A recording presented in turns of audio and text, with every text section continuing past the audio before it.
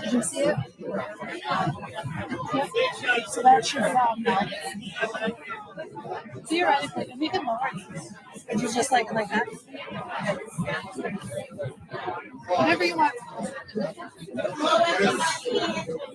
Hello, hello.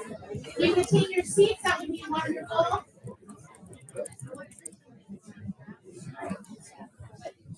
Wow, I wish my child listened as well as you did. That was amazing.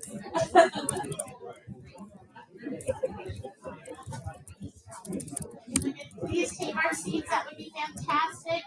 I wonder whose plastic seats are. Well, welcome. Thank you so much for being here with us today, and for taking your seats. Like I said, I wish you could talk to my child. You did that so well. So well. My name is Nanci Wilson. I'm a wife, a mother, a hybrid professional where my home office is actually in New Orleans. And I chose Minto as my home. And I love small town North Dakota. And I'm super glad to be here today. I would like to take a moment to mention Chris Michalek and the Community Center for this beautiful place, the food. The cookies were made by Jessica Winterovit. Did I do it correctly? Okay. Be Sweet out of Drayton. I mean, forgive me, I'm an implant. I am not a North, I'm an implant. So be careful with me. Give me some grace here. Chris Michalek and the team provided the meal this evening. The sweets are from Be Sweet. She's out of Drayton. Do they not look delicious? I was staring at them a little too long. I think we're Facebook official at this point. I would like to, at this time, to ask our elected officials to rise and be recognized. A round of applause, please, for our elected officials. Thank you so much. So a few logistics here. On your tables, you'll see sheets, signage sheets. Please put your names on those. We'd appreciate that so much. We're going to have a series of speakers and discussions over the next couple of hours. We'll discuss opportunities, hurdles facing Region 4, primarily through a regional and small town lens. Important stuff, restrooms are right out that door. I won't call on you if you use the restroom. You may have to see when you get back. We'll see. A light meal will be served at 5 p.m. at your tables. Please feel free to enjoy your meal during the session here. And I'm going to be introducing folks with fun facts. So I thought that I would kick it off with my fun fact. My first job at 16 years old was Jeffrey the Giraffe at Toys R Us. I was the mascot. And it's amazing that I didn't turn up on Dateline NBC because a man approached me in the mall. I was 16 years old, asked me to come to his hotel room, and I did. And they were building a Toys R Us in Sioux Falls, South Dakota. And I was obviously being awesome at the mall because he thought I'd be amazing at Jeffrey the Giraffe. I continued to work there for about 6 years. But my first moment as Jeffrey the Giraffe, I trained for 7 weeks in that 65-pound costume. And my first moment out of the gate, a little child ran up to me. I forgot that I had a giraffe head on, and his mother was too close behind him, and I knocked her out cold. I went on to go ahead and train future Jeffrey the Giraffes and use that as a warning to be careful of your neck. So I'm going to introduce Amy Suda. She's the president of the Red River Regional Council for a brief discussion on the purpose of this event. We're thrilled to welcome Amy Suda as a distinguished dermatology nurse practitioner and the founder of one of my favorite places, Skin Rehab Dermatology and Aesthetics in Grafton, North Dakota, since 2020.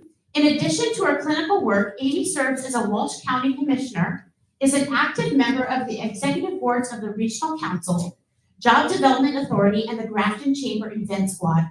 Ooh, where's your spare time, Amy? She's also a volunteer on several fronts.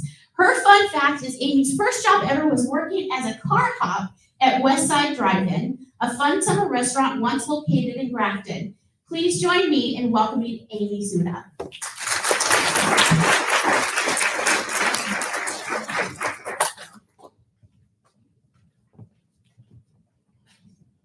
I don't think I need to use that. I hope not. Thanks so much for joining us today. I'm Amy Suda, and I'm excited to be here as your Walsh County representative and the president of the Red River Regional Council. I'm also a small business owner, a mom of 5, and proud to be a farm spouse. I grew up right here, and I really hope my kids will make their own roots in this community someday. The Red River Regional Council is celebrating its 50th year. We're one of 8 regional councils in the state, and each one is unique. The state's goal in creating the regional councils was to help create consistent policies for planning and economic development, making it easier for local and state governments to tackle issues that go beyond individual areas. In just the past 5 years, our regional council team has assisted with 309 funding applications, leading to securing $39 million and an additional investment of $9 million, totaling nearly $50 million. During the same time, the team conducted 130 one-on-one business interviews, held numerous public town hall meetings with hundreds of attendees, several focus groups, and received 2,000 responses on public surveys about tourism, housing, workforce, and more. Last year, as we worked on the region's strategic plan, we had some great conversations about leadership and how we can tackle regional issues together, because some problems are just too big for one area to solve alone. We want to make sure we're sharing important opportunities and challenges with our key partners and getting more involved in legislative matters. We truly appreciate your interest in our event. Today, we'll be discussing some important themes, including Region 4 highlights, the future looks bright, the state of housing, the state of our workforce, the state of childcare. We're also excited to hear from some amazing speakers, including Congressman Kelly Armstrong. Thank you for being here. Plus, we'll have a legislative panel sharing insights for the upcoming 2025 session. Again, we're one of 8 regional councils hosting these events across the state, and our goal is to highlight both the opportunities and challenges we face in our rural areas. It's all about making sure we have strong representation and leadership on these important topics. Thanks again for being here, and let's have a great discussion.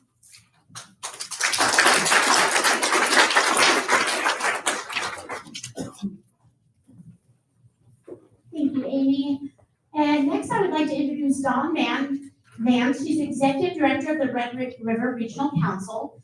Dawn has been working in rural development since 1992 in North Dakota and has been Executive Director of the Regional Council since 2013. She's passionate about solving complex rural issues and moving from ideas to completed projects. She holds both a Bachelor's of Arts and Master's of Arts in Leadership from the University of Jamestown. Dawn's fun fact is she's been on 2 inaugural backpacking trips in the Bighorn Mountains, and this year she's celebrating her empty nest. Welcome, Dawn.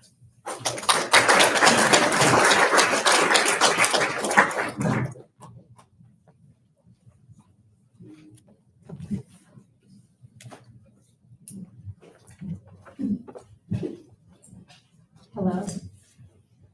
I am so excited to see all of you here. Because I get to see all of you more or less one-on-one, but to see you all in the same room, it's just fantastic. So welcome to our State of the Region event, our first ever such event. Our goal really is to share regional and rural issues and opportunities across the state. And all of my colleagues are hosting the same type of event in their regions. Where is it? Did you share it? Is it in the folder? Mm-hmm. Okay. Can you even find it? I'll just dive in, well, Angel. Sorry. No, my presentation was the very last to go in the folder. So we are the Red River Regional Council. We have become a family of 5 different organizations at this point. We have the Red River Community Housing Development Organization, the Nelson County Job Development Authority, the Walsh County Job Development Authority, and the Pembina County Job Authority. These are all independent organizations that have come together and contracted with our organization for staffing. So we collaborate on unified goals, and we have county and regional levels represented. So if you're a board member or a staff member of any of these organizations, could you rise?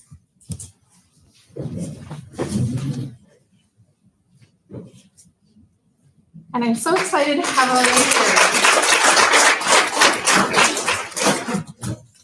you. Did you share it with me? See, I have it. Let's see here. I have the PDF. Do you want to just do that one? Sure. Okay. Okay, so I'm going to go through 3 things today: our vision, our plans, and the themes you're going to hear about today.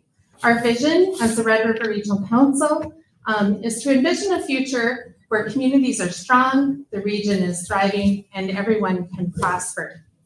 As Amy said, over the last few years and with COVID supplemental funds, we were able to ramp up our staff a bit, and we held 130 business interviews one-on-one.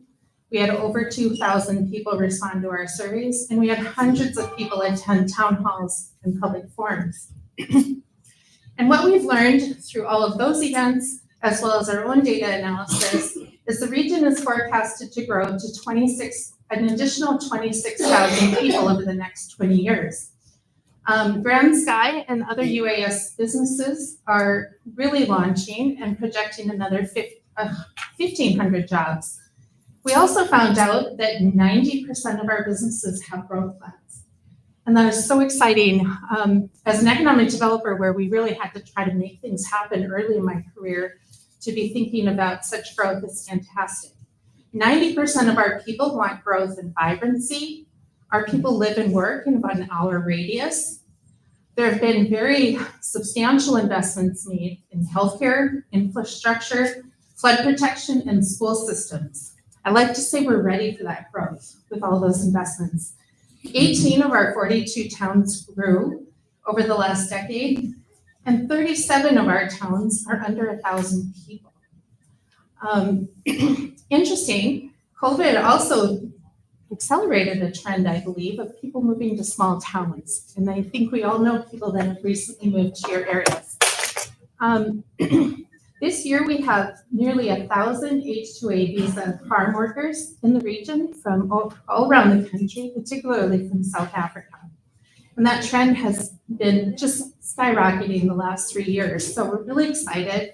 A lot of these people would like to move here, and people have had very good experiences. The region is interdependent. We have to rely on each other. We are dispersed, but we're not small. We are the size of West Fargo in just the rural areas of our region. And we see extraordinary opportunities over the coming years.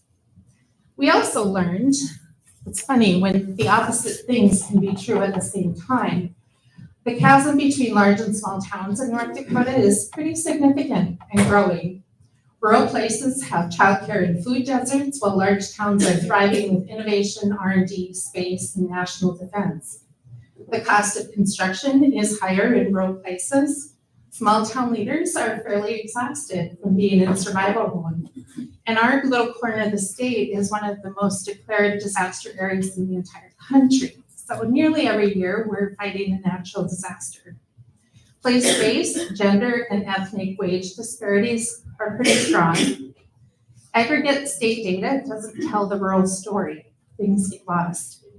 And the issues are complex, require collaboration and investment.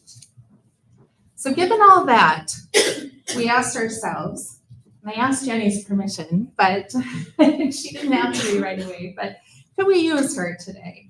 We asked ourselves, have we built a community and communities where Jenny would like to live? Jenny is a bright, educated, professional woman. She moved to Grafton a couple of years ago to marry beet farming Mitch. And I misspelled beet. But the question is, can she thrive here? Will she thrive here, both personally and professionally? She is Grafton's Community Development Director. And even more importantly, will she want to raise her children here? What's here for Jenny? As kind of our poster child of the things that we need to work on. So we have lots of great plans: Destination Red River Plan, a workforce attraction plan, an economic resiliency plan, an entrepreneurship plan, a housing plan that we wrote this year, and our 5-year comprehensive economic development strategy, which is required through our federal partner, the EDA. And we need that plan to secure EDA funding. And we did a pretty good job of doing just that during COVID, with funding for a new business incubator and funding for infrastructure at Frostfire Park. So our plan has 4 big goals around the economy, housing, community vitality. There are 4 big goals, 14 strategies, and a whole lot of action that we all can be taking together. This handout at your table is a summary document of our plan, and I welcome you to take a look at it. There's information of our goals and strategies. There's some statistical analysis on page 2, which is just a snapshot of a much bigger 150-page document. And then Kristi on our team said, all these goals and strategies are great, but it comes to action is where we make a difference. So we created an action table for all of our goals and strategies, and then indicated who needs to be working on what for this plan to be highly successful. And then at the back, we pulled a few of the quotes off of the surveys that we had done this year. So you can read the comments from our very own people about what they want and what they see in our region. The themes you're going to hear today from the rest of the speakers are, number 1, the need for rural investment. The areas of the state that have received great investment over the last 15 years have done really well, and we're very excited. Our largest towns rely on our small towns to be healthy, vibrant, and support their economies. Rural is dispersed, but not small. As I said, we are the size of West Fargo in the rural region 4. And rural is 40% of the state's population. Small town investment looks different and has different needs than our large towns. We need housing, childcare, recreation, and amenities. And often in the halls at the Capitol, we're asked, what is the ROI of whatever you're asking for? And it gets a little tricky to calculate ROI for those kinds of needs. And one size does not fit all with the funding mechanisms. Often the rules don't accommodate small projects or smaller ideas very well. A need to invest, number 2, a need to invest in the regional capacity. Rural and urban capacity are radically different in North Dakota. Our largest cities rank amongst the highest in the country for development capacity. And our small towns rank amongst the lowest in the country. People, expertise, networks, resources, collaboration, and initiatives. Regional development, in our organization, we do our best, but we are balancing our work on a piecemeal short-term grants, and we need baseline funding to do it well. The legislature created us, and we have its own section of the Century Code, but we've not been funded. So we have all these brilliant plans, but a lack of the means to implement them. So funding mechanisms support large towns and population density, but not regions. And lastly, our towns, large and small, are interdependent, and we need a unified, economically healthy state. And then lastly, the need to build regional prosperity. Rural wages lag and people leave. I will say COVID was good for this. Wages in our region have gone up 23% since 2019. But without increases in wages, we have a difficult time creating new housing and all of the debt service that needs to be paid on that new housing.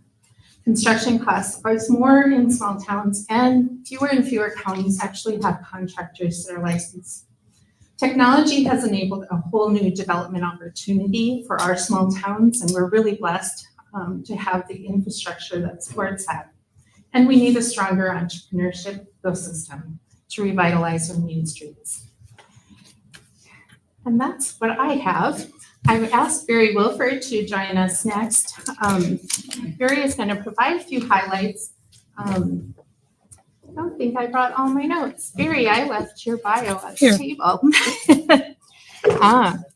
So Barry is the president and CEO of the Chamber of Grand Forks and East Grand Forks, the vice president of the Red River Regional Council, amongst very many other roles. In his 42-year chamber career, he has served as CEO of 4 different chambers. He has served on more than 140 national, state, local boards over his career. including the U.S. Chamber's Committee of 100, which is one of the highest profile respected appointments of this national association. He has a bachelor's degree in government from St. John's University and a master's in urban studies from Minnesota State University. And I have a fun fact that Barry doesn't know I have. Should I turn Um, Sorry. Barry's fun fact, Barry was elected as a delegate at 17 years old. The national.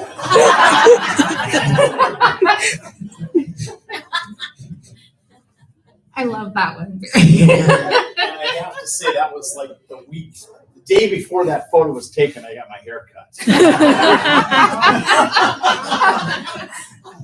Well, Barry was the youngest delegate at the Democratic Convention in Duluth. As the youngest delegate, Hubert Humphrey comes at this table. So this is Barry and Hubert Humphrey. Humphrey was the mayor of Minneapolis, served 2 terms as U.S. Senator, and was the vice president for Lyndon Johnson. Thank you, Barry. Now let's make sure that photo doesn't get out. I'm going to be trying to sabotage your YouTube link here. We're for the YouTube end of live. this, so. Oh, it's live too. Sorry. It's even worse. No, it's out there for posterity, so that's all good. Anyway, Dawn, thanks for inviting me to just kind of give a brief update on things that are going on in Grand Forks. We really have momentum, I think, in the whole region, but particularly in Grand Forks. Obviously, on January 9th, we're going to have the new hospital is going to be opening. We're having a business after hours there that day. They're going to be open houses. That is the official opening date. I don't think that's subject to change, so put that on your calendar. January 9th, all true grand opening. We got a lot of great things happening in Grand Forks County. Out at Grand Forks Air Force Base, the Space Development Agency, Senator Kramer was in town about 6 weeks ago and clicked the switch. And now the low Earth orbit satellites are now controlled from Grand Forks Air Force Base by the Space Development Agency. They also are opening a training center. So all the operators for the Space Development Agency at its primary location in Grand Forks and the secondary location down in Redstone at the Army base are all going to be trained in Grand Forks. So those are 2 huge things. Our CODEL, our 2 senators, Kelly, who's sitting here. Thank you, all 3 of you, for doing a great job of bringing this new mission to our Air Force Base. We still have the Global Hawk mission, the E-11 mission. We're going to be hosting the B-1 bombers, so the skies are going to get a little noisier around here.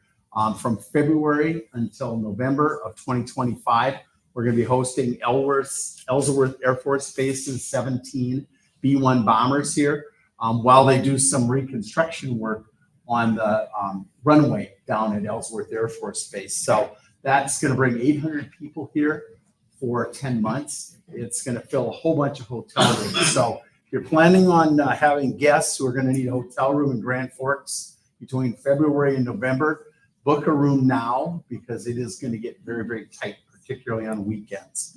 Let's see. I think TRMC is the other thing I just like to mention. Dawn talked about the big growth that's out there. That's the Test Resource Management Center. And George Rumford, who's the head of that, was actually at the UAS Summit yesterday in Grand Forks.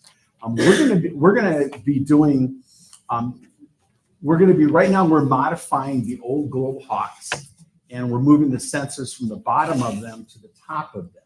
And there are 24 of them out at Grand Sky that are being modified. And what they're going to do is they're going to be able to fly them from Grand Forks, like 4, 5, 6 of them at a time.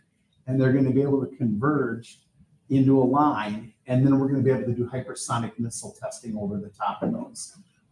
Next October, one of the subcontractors that's developing the Stratolaunch is the name of the company. They're actually planning on doing a test next year during the UAS test site where they're planning to actually have a 747 come to Grand Forks. They're going to attach the hypersonic missile to the bottom of the plane.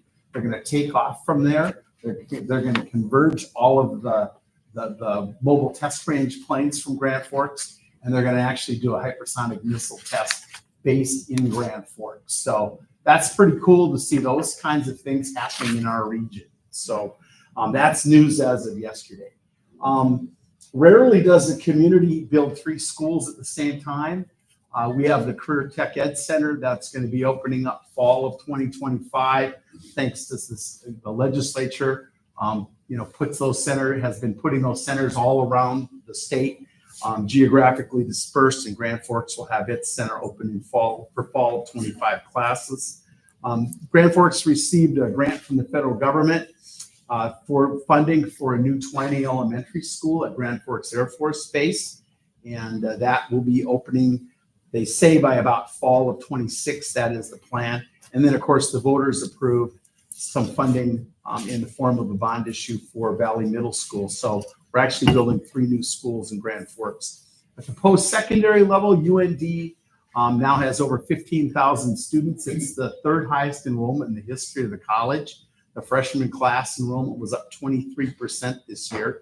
And then Northland Technical College, just across the river in Minnesota, saw a 5.3% increase in their enrollment this year. They were actually on a 6-year decline. Their enrollment had decreased 6 consecutive years. And that really hurts our employers because over 95% of the students who graduate from Northland end up staying in this region and working for businesses here. So I see Mary out there nodding my head, so I must be spot on. So that's good, thanks. Let's see what else is going on. Road construction is everywhere right now. I love road construction. That means we've got progress. I might be the only person who likes road construction. But you might remember back in 2017 when the chamber worked to raise the sales tax 3/4 cent in Grand Forks, and we won the pothole tax vote. And now we're seeing the pothole tax vote money spent on more roads, and it's really nice to have a strong infrastructure, which we've got in our community. Downtown, the Hive, the Innovation Center, is full.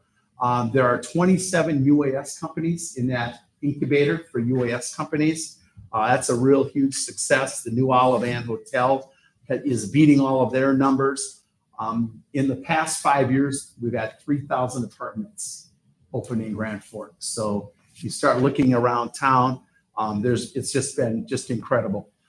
In the ag sector, the permitting process is now complete for the new soybean plant. Once they raise the rest of the capital they need to do that, they'll be starting the build on a $500 million facility, and kind of much like the North Dakota mill did 100 years ago. Hopefully this will, with wheat prices, hopefully this will do the same thing for soybean crop prices for our local farmers. Let's see what else is going on. Retail is really expanding all over the community.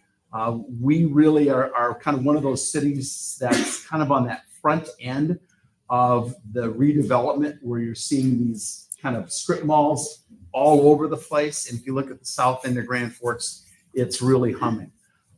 It's also really easy to be active in Grand Forks. East Grand Forks residents are going to vote on a $14 million sales tax approval to do a new hockey facility, or an upgraded hockey facility in the new baseball complex. That should be of interest to you, Kelly. And then plans are progressing on a new indoor sports arena and aquatic center near the interstate. It's 200,000 square foot. It's been in the newspaper. It's been pretty well publicized.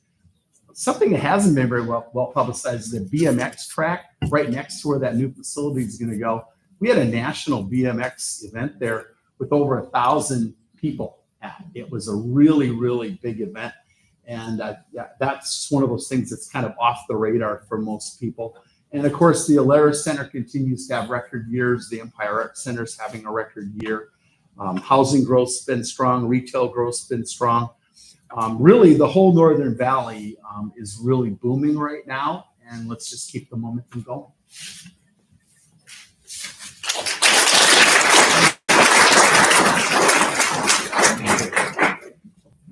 Thank you, Barry. Next up, I'm going to introduce Lisa Rotvold. Lisa has more than 30 years of nonprofit housing development experience, resulting in 1,200 new homes in North Dakota, South Dakota, and Minnesota. Lisa holds bachelor's degrees in environmental science and architecture from NDSU. Lisa accepted the challenge of rural housing development at the end of 2022. A fun fact about Lisa is she likes vacations built around golfing, hiking, and visiting microbreweries. Lisa is also joined today by Amy Vasichek. Did I do it? Yeah. Amy is a huge Lakota and Nelson County advocate. She is a city auditor and has led many local projects, always making Lakota a better place to live. Recently, it was a $430,000 project updating the only swimming pool in Nelson County. Amie is also president of the Nelson County JDA and serves on the Red River CHDO board. Her fun fact is if you are a Parks and Rec show watcher, her idol since she's worked in the government is Leslie. No, is it no? Nope. All right. Welcome to Lisa and Amie.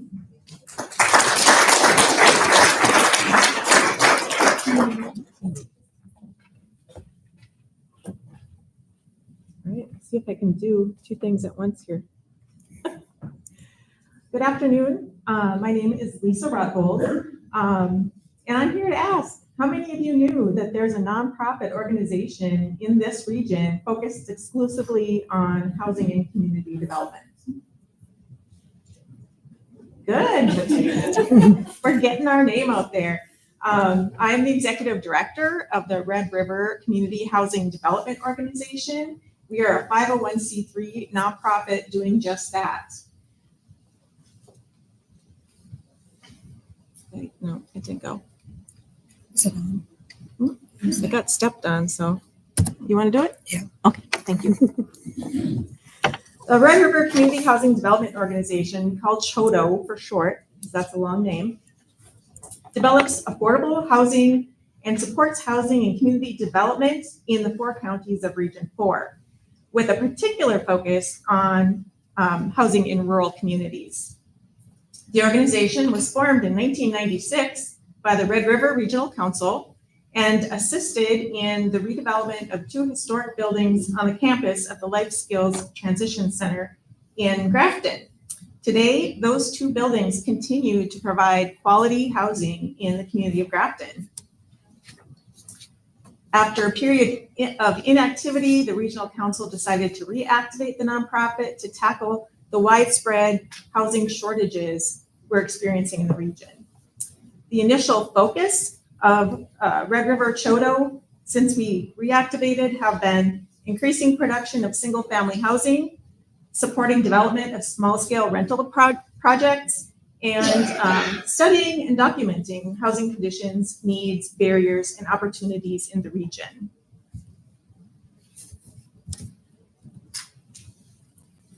Oh, nope. Nope.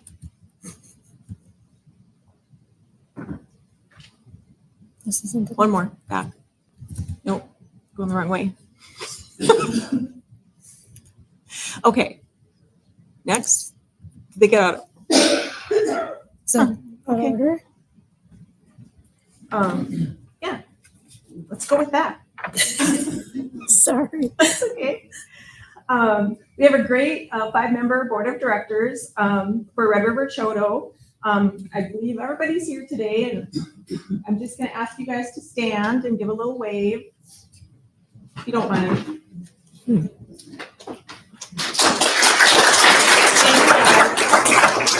For your commitment to the region and your energy.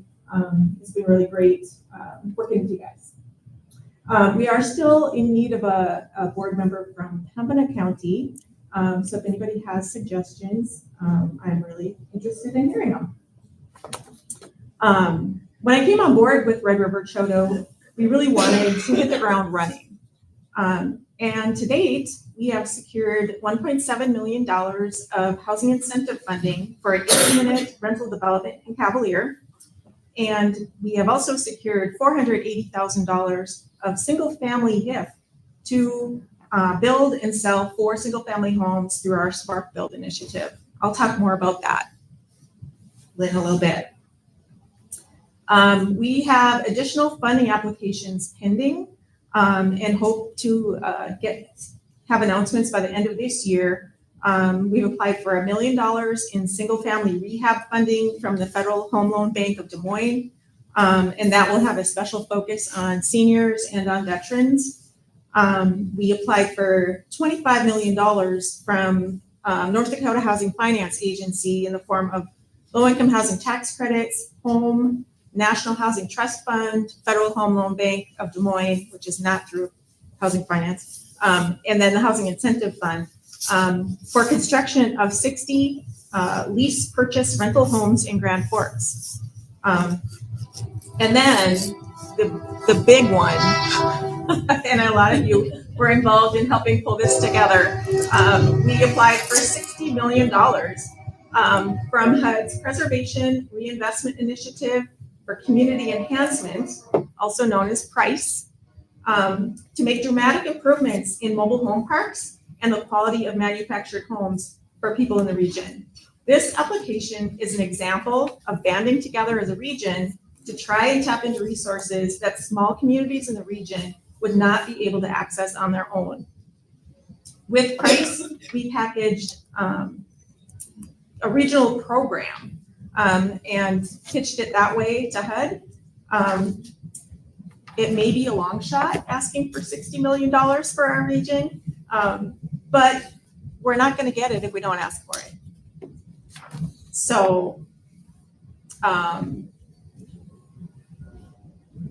the other thing I guess I'll note about that is that $60 million number is a real number. It represents real needs in communities and for people who live in our region. It's not a made up number. It's not a fictional number. It's not a bloated number. It's a real number. And so that's what we asked for. The Grand Forks project is also a unique project. That one will be a model project of lease purchase. Homes will be rentals for 15 years, and then they'll be made available to tenants to purchase at an affordable price. All the homes will be either twin home style or townhome style. And so it'll be a really great opportunity for some lower income households to get into home ownership. All right. So more about our $480,000 from single family HIF. Our Spark Build initiative stemmed from a new opportunity with the Housing Incentive Fund. HIF is the only state-funded program that we have in North Dakota that funds housing. It was initially created in 2011, in large part to help meet housing needs in the oil patch. It was used to create homes that would be affordable to essential service workers, such as law enforcement and healthcare workers who had good jobs but couldn't afford rents resulting from the rapid expansion in the oil patch. It has also been used to assist housing development for seniors and to create permanent supportive housing for homeless folks in our population centers. And while these are great and important to the communities they're located in, very few of these state dollars have been invested in small towns. From 2011 to 2021, the North Dakota HIF Fund invested $105 million into rental housing in North Dakota. Only 6% of these dollars were invested in small towns outside the oil patch. And when I say small towns, I mean towns of 5,000 population or less. And of the 3,143 units of rental housing produced, only 5% of those units were located in small towns outside the oil patch. So in early 2023, Dawn and I, along with other rural advocates, started telling the story and educating policymakers about the real housing needs in our small towns and how HIF could be used to help small town North Dakota. Initially, the HIF legislation was designed only for rental housing. We shared stories about how small towns are struggling to get new owner-occupied housing built. Appraisal gaps limit the ability of moderate income families from getting new homes financed. These families can afford a house payment, but they can't afford the down payment that they would need to cover an appraisal gap. The lack of new construction in our small towns has led to a lack of comparable sales, which has led to low appraisals, which has led to no new construction, and around and around. So we advocated for a change in the law that would allow HIF to be used for development of single-family for-sale housing in small towns. The legislature did make that change, and it's awesome. The North Dakota Housing Finance Agency administers the HIF program and designed a single-family version of the program that offers forgivable construction loans. This is a pilot program started earlier this year. That's a long way to get to our spark build. And I'm gonna make it even longer. Early on in my time with Red River Childcare, I spent time looking into why. Why isn't it happening? Why are new homes not being built? When everywhere we go, people are saying, we need more housing, we need more housing. And we boiled it down to 3 barriers that we thought we could do something about using Housing Incentive Fund for homeownership. The first one is perceived risk. So building in small towns is often viewed as risky because of appraisals, and if they come in low, people can't finance them. So builders are hesitant to build. So the first strategy was to manage the risk. So we're a nonprofit. We can, do things that, maybe a for-profit developer isn't able to do because the numbers don't work for them. And with HIF, we've been able to manage the risk and go ahead and build some homes in hopes of sparking some additional construction. The second barrier that we are addressing with our Spark Build program is profit margin. So we're talking about homes for moderate income households. We're not looking at giant custom homes. And builders can make a great living building custom homes, and they do, and they're beautiful. But it leaves that sector of the market that, moderate income households would be able to afford unmet. And so with Spark Build, we package at least 2 houses under 1 contract, making that total contract on par with a larger home. And then the third one is appraisal gaps. And I'm not going to go into appraisal gaps a lot because you all have heard about that. But the goal of Spark Build with regard to appraisal gaps is that we continue to build a small number of homes and sell them in rural communities every year. So we're continually making investment into rural communities. And by doing that, we are creating our own comps, and we're creating comps for others. And so again, we're hoping that that kind of investment can spark additional development activity from the private sector. Next. So our Spark Build project in 2024 has us building 2 houses in Lakota and 2 houses in Larimore.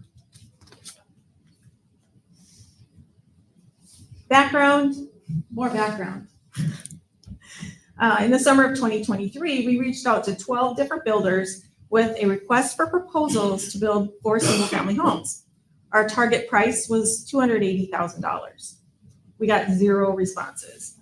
So we started making calls. We found a Fordville-based builder who really got what we were trying to do to invest and jumpstart housing activity in small towns.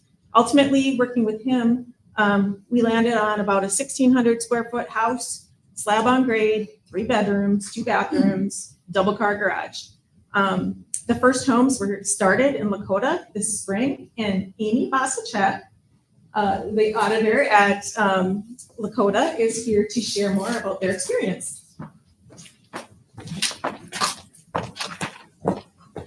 Thank you. Hello. Thank you all for being here. As Lisa said, I am Amy Vasichek, and I've been with the city for over 15 years. I'm also the chair of the Nelson County JDA, and as of recently, roughly 2 years ago, I became a proud board member of CHDO. The city of Lakota has roughly 700 residents, and like most rural small towns, Lakota struggles to come up with successful ways to grow our population and business community. When Lisa brought the idea to the CHDO board to use HIF funds to build single-family homes in selected towns, I immediately knew that was it. That was it for us. This was our opportunity. The next step was to bring this idea to the city council and request permission to donate city lots for the project.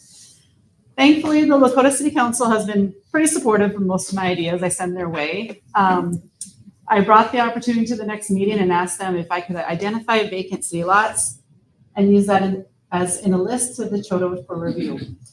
Each lot offered either had been sitting empty for many years or had been given back to the city for various reasons. We have had interest in these lots over the years, but one main reason that they have never had a successful project is basically with the cost of building or even finding a builder to do so. I think the median annual income is $65,000, and meaning the average family could only qualify for a $200,000 mortgage, which is, it's just not feasible without some outside help. So once Lakota was selected as a Spark Build community, we hit the ground running with promoting the opportunity to potential buyers.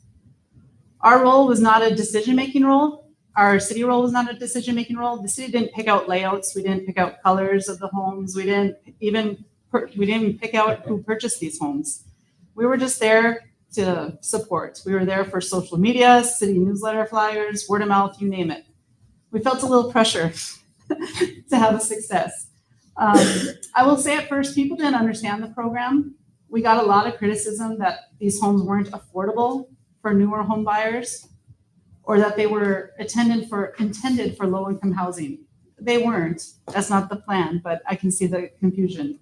It took time and many one-on-one conversations with community members to clear up the misunderstanding and share the true intent of the project. Another struggle we faced was construction financing. The concept of if you build it, they will come is not a great model to tell your banker, especially with a rural construction loan. Usually a bank will finance a person or family who's building their future home. Now we're asking the bank to gamble on us, saying that we will find these people. Please give us your money so we can do so. And thankfully, the State Bank of Lakota and First United Bank did. So kudos to them. If anyone's here from those banks, thank you very much. The city did have some more skin in the game that wasn't necessarily thought of prior to the project. Utility services for one. Every lot that was offered up to the CHDO did have utilities available. However, the lots that we provided and donated, we did restructuring of the plot. So to add more square footage for their yard, we had to reroute electrical services, water connections to better accommodate for where the homes were placed. So that's something we ate as an expense. It was pretty hefty, but I would say that we were in the concept of state of mind of getting the process done, getting the project done. Let's have a success story. And then in the end, it was an investment for our community. Mowing, city guys mowed. They love that. And another expense that we should have known, updating abstracts. I mean, that's just something that's a given, but those are just little things.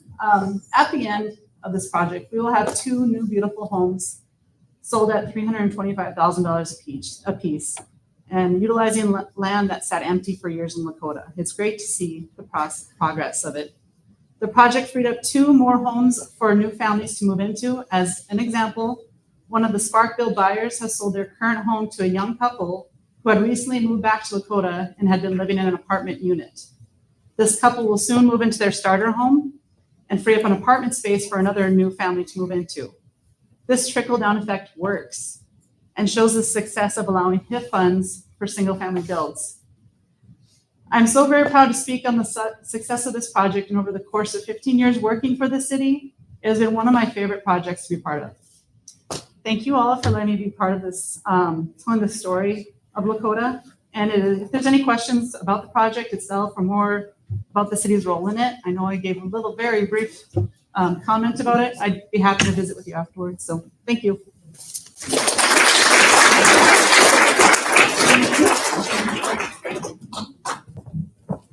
Thanks so much, Amy. one of the things that we talk about in rural we've had stagnant housing markets, and just creating some churn in the market is what we need to see happen. And then once one thing goes, it's kind of like dominoes. Lots of other transactions happen as well, and it makes room for more people. And so these are photos of the homes, and we did a little stud signing event out in Lakota, which was very fun. So yeah, that's our spark bills. Okay, so the next thing I wanted to share with you today is a bit about the region-wide housing study that we commissioned. We had support from all 4 counties and the North Dakota Housing Finance Agency. The reason we did it, there is a handout on your tables too, with some kind of highlights, I guess, from the report. We didn't feel like previous studies were really capturing the opportunity that we have here in Region 4. Previous studies used backward-looking population trends to project future housing demand, and they were totally missing the opportunity factor. We were hearing from Bismarck, questioning whether or not people really want to live in small towns. Why you really doesn't look like you need housing. But again, everywhere we go, we need housing. And so the approach for this study was to be very forward-looking. The methodology included traditional data collection and analysis, but it also included extensive outreach throughout the region in the form of a 12-member steering committee representing all 4 counties. We had 10 one-on-one key informant interviews. We had 14 community and topic-based focus groups and 3 in-person build sessions where emerging themes were discussed and participants brainstormed about solutions. And we also did a region-wide online survey during that process. Total, we engaged with around 700 people to put this housing study together, and we're really happy with the product.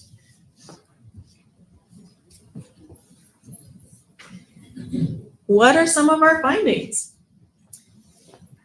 In May 2024, there were 6,186 unique job postings in Region 4 outside the city of Grand Forks in our region. If we were to build enough housing for all of those workers needed to fill those jobs, we would need to add nearly 4,800 homes by 2030. This includes housing needs for all 4 counties. In Grand Forks County, that number is 2,414. In Nelson, 553. In Pembina County, the need is 627 homes. Walsh County, it's 1,170 homes. If we break that down into annual production from now to 2030, that means Grand Forks County needs 483 homes per year to fill those jobs. We need 110 homes per year in Nelson County, 125 in Pembina County, and 234 homes per year in Walsh County. Housing is an economic driver in several ways. The one we talk about most is the ability of employers to find the workers that they need in order to be successful. But the economic benefits of new housing construction are felt by the whole community. The National Association of Home Builders did a study in 2015 measuring the economic benefits to a community when new housing is built. Their report was based on 100 new homes. The numbers shown here reflect 10 new homes. We prorated to make it a little more relatable for our small towns.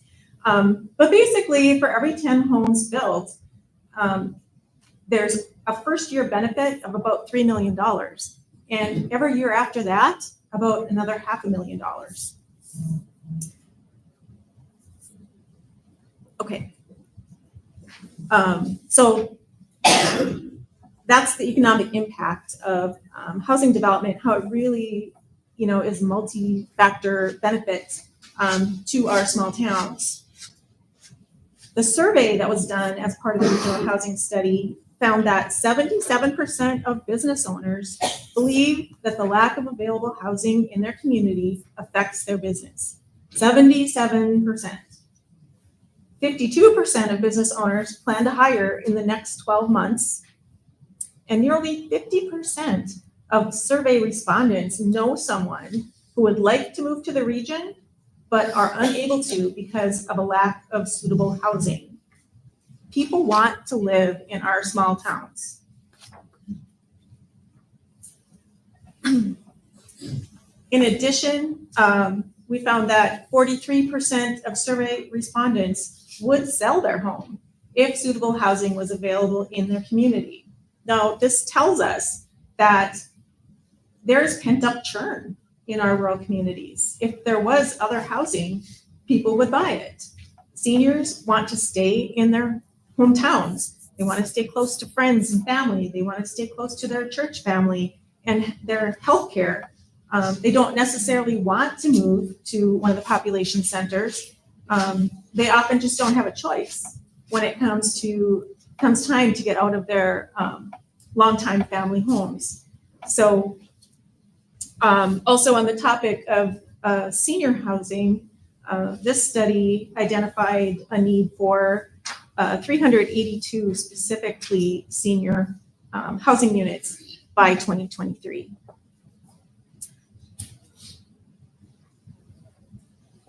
The survey also identified top preferences of respondents to improve their personal housing situation. The top response was newly constructed entry-level housing.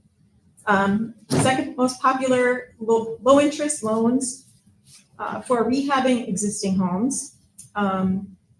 Then single family rent to own opportunities with, say, a 3 to 5 year window. And then new modern multifamily rental housing.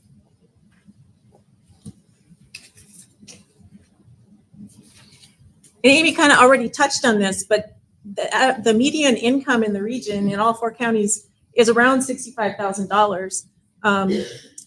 That buys you about a $200,000 mortgage. That doesn't buy you a brand new home. So we are starting to look at alternatives in the form of modular housing and manufactured housing, potentially put on permanent foundations to help, create more opportunities for folks.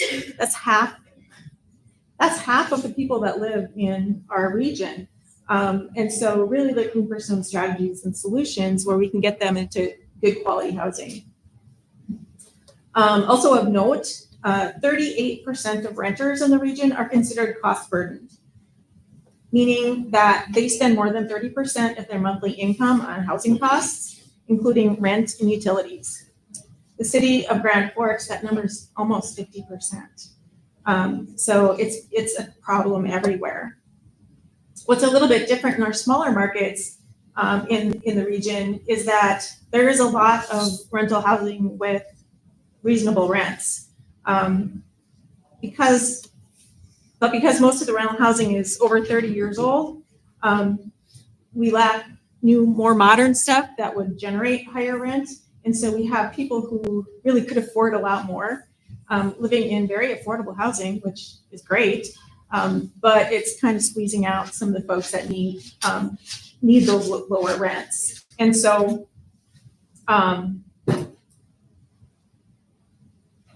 so if we had newer options in a lot of our small towns, there's a high likelihood they would move and open up some of that other affordable housing for lower income households. The last thing I'll say about affordability is about increases in home values. List prices have gone up significantly since 2018. The numbers, Grand Forks County has gone up 52%, Nelson County has gone up 224%, for real. And Pembina, 58%. Walsh County has seen 73% increase in list price on single family homes. Now this is a supply and demand thing. It doesn't necessarily mean that these homes are outrageously priced, but they are priced much higher than they have been previously in the flat housing market that we've had for so long. That market was good for a lot of us, I'm not gonna lie, right? We got good deals on our homes, but those low home values are not a recipe for growth. Low home value and low appraisals are one of the things holding back new construction. So while it looks dramatic, it's not necessarily a bad thing, but it is of note.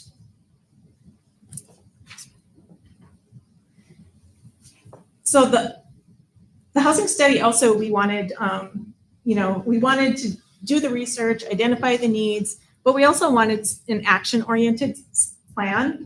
And so the study identified 5 areas where we could maybe take some action to try and improve the housing availability in the region. The first one is around advancing new construction, changes in zoning, minimum lot sizes, minimum home sizes, how many garage stalls. There's all kinds of little things that maybe a community could modify and open the door a little wider for new construction. The second one is supporting housing innovation. In this, we're talking about modular, we're talking about manufactured, we're talking about accessory dwelling units. The third one is growing workforce and human capital. And I think this region does a really nice job of that, training young people in the construction trades, exposing them to life experience through some of the tech education that's available. The fourth one, exploring opportunities to redevelop, reuse, and repair lots.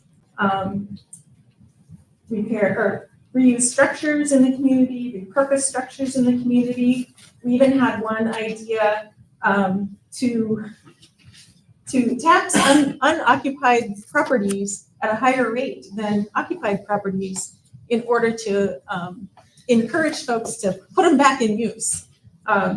Not all these are going to be, appropriate everywhere, but it's something you could try. And the fifth one is investment. We just need more investment in our rural communities. It'd be great if we could get more investment from Housing Incentive Fund. Look at ways Bank of North Dakota could help get development going in some of our communities. Provide flexible financing, and we got also some good suggestions from the build sessions from participants there.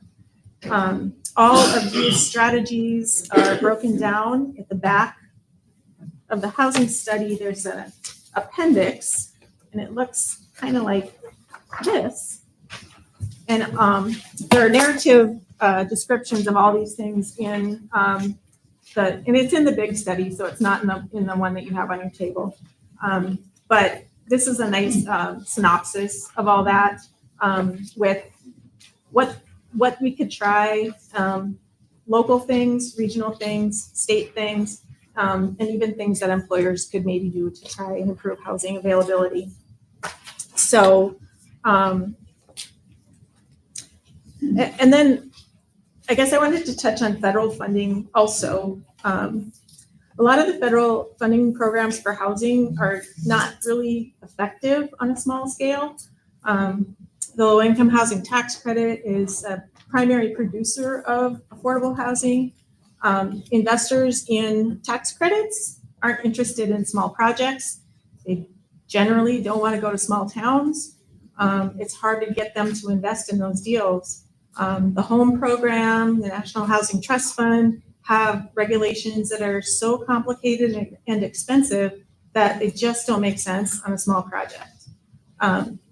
So I feel like we need to start telling that story. I've reached out to USDA Rural Development because really they should be the ones, right, that have resources that we can use in our rural communities. And we've talked about how effective some of the programs are. Their direct loan program which I think was very well used in the 70s. My parents bought their house that way. There've only been 6 direct loans made in the whole state this year. That's not very impressive. That's not a well-used program. And so looking at why, do these programs need to be modernized? And what can we do to try and spur some of that along? We can go to the next one. So the unique challenges that rural communities face, are systemic challenges, they're capacity challenges. I'm gonna leave it at that for that one. And then, kind of coming through all of that, identifying what are the things that could help improve, our ability to build in small towns. One of them is increasing the funding for the Housing Incentive Fund. The appropriation in the past has not really even taken rural needs into consideration. The funding cycle with appropriations in the spring and applications due in the fall just doesn't allow for smaller towns with less capacity to react and package a quality application in time. And so when you don't feel like you're going to get anything, why bother, right? So those things aren't even on the radar. Draft legislation put forward by the Government Services Committee currently calls for an appropriation of $200 million over 2 biennia for the Housing Incentive Fund. This funding level and program stability would help both the largest and the smallest communities in North Dakota to benefit from the state investment. We also need to look at Bank of North Dakota. Like I said, we had a lot of really good ideas generated at the build sessions. Get creative. We're lucky state. We have a state bank. We're the only ones. And so looking for ways that we can leverage that and help meet some of these needs. And then finally, capacity. Red River Regional Council and Red River Chodo continue to fill the community development role for a lot of communities that are just too small to have staff of their own. Neither of these organizations receives any funding, operating funding from the state of North Dakota. And at a time when there's so much opportunity in Northeast North Dakota, it would really be great if we could see some investment in the capacity of, community development, housing development, business development. So that is another priority item, I guess, that we would like to call out. And finally, if you would like to see the entire housing study, this QR code will take you to a full, the full report with all the appendixes. And then also, this is my contact information. So thank you.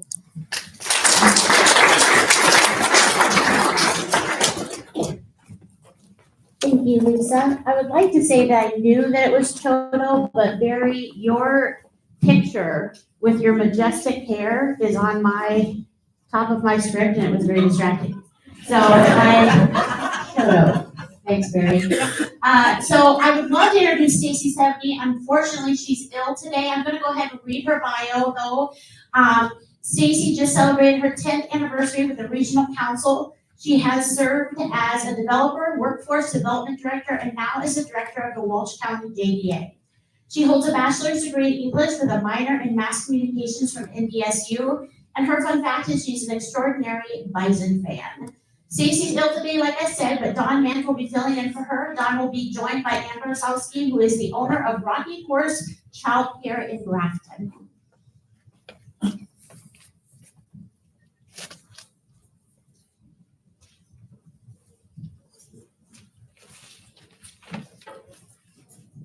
Thank you, Nanci. Unfortunately, Stacie's just really under the weather, so hopefully she's joining us online. But we wanted to talk about the Walsh County Childcare Project And honestly, this project was born out of the ideas. There are many innovative ideas around childcare in Nelson County. And Amy has been instrumental in those. But interesting models about public or nonprofit ownership of the primary assets and relieving the pressure of that investment on these small businesses has been very helpful.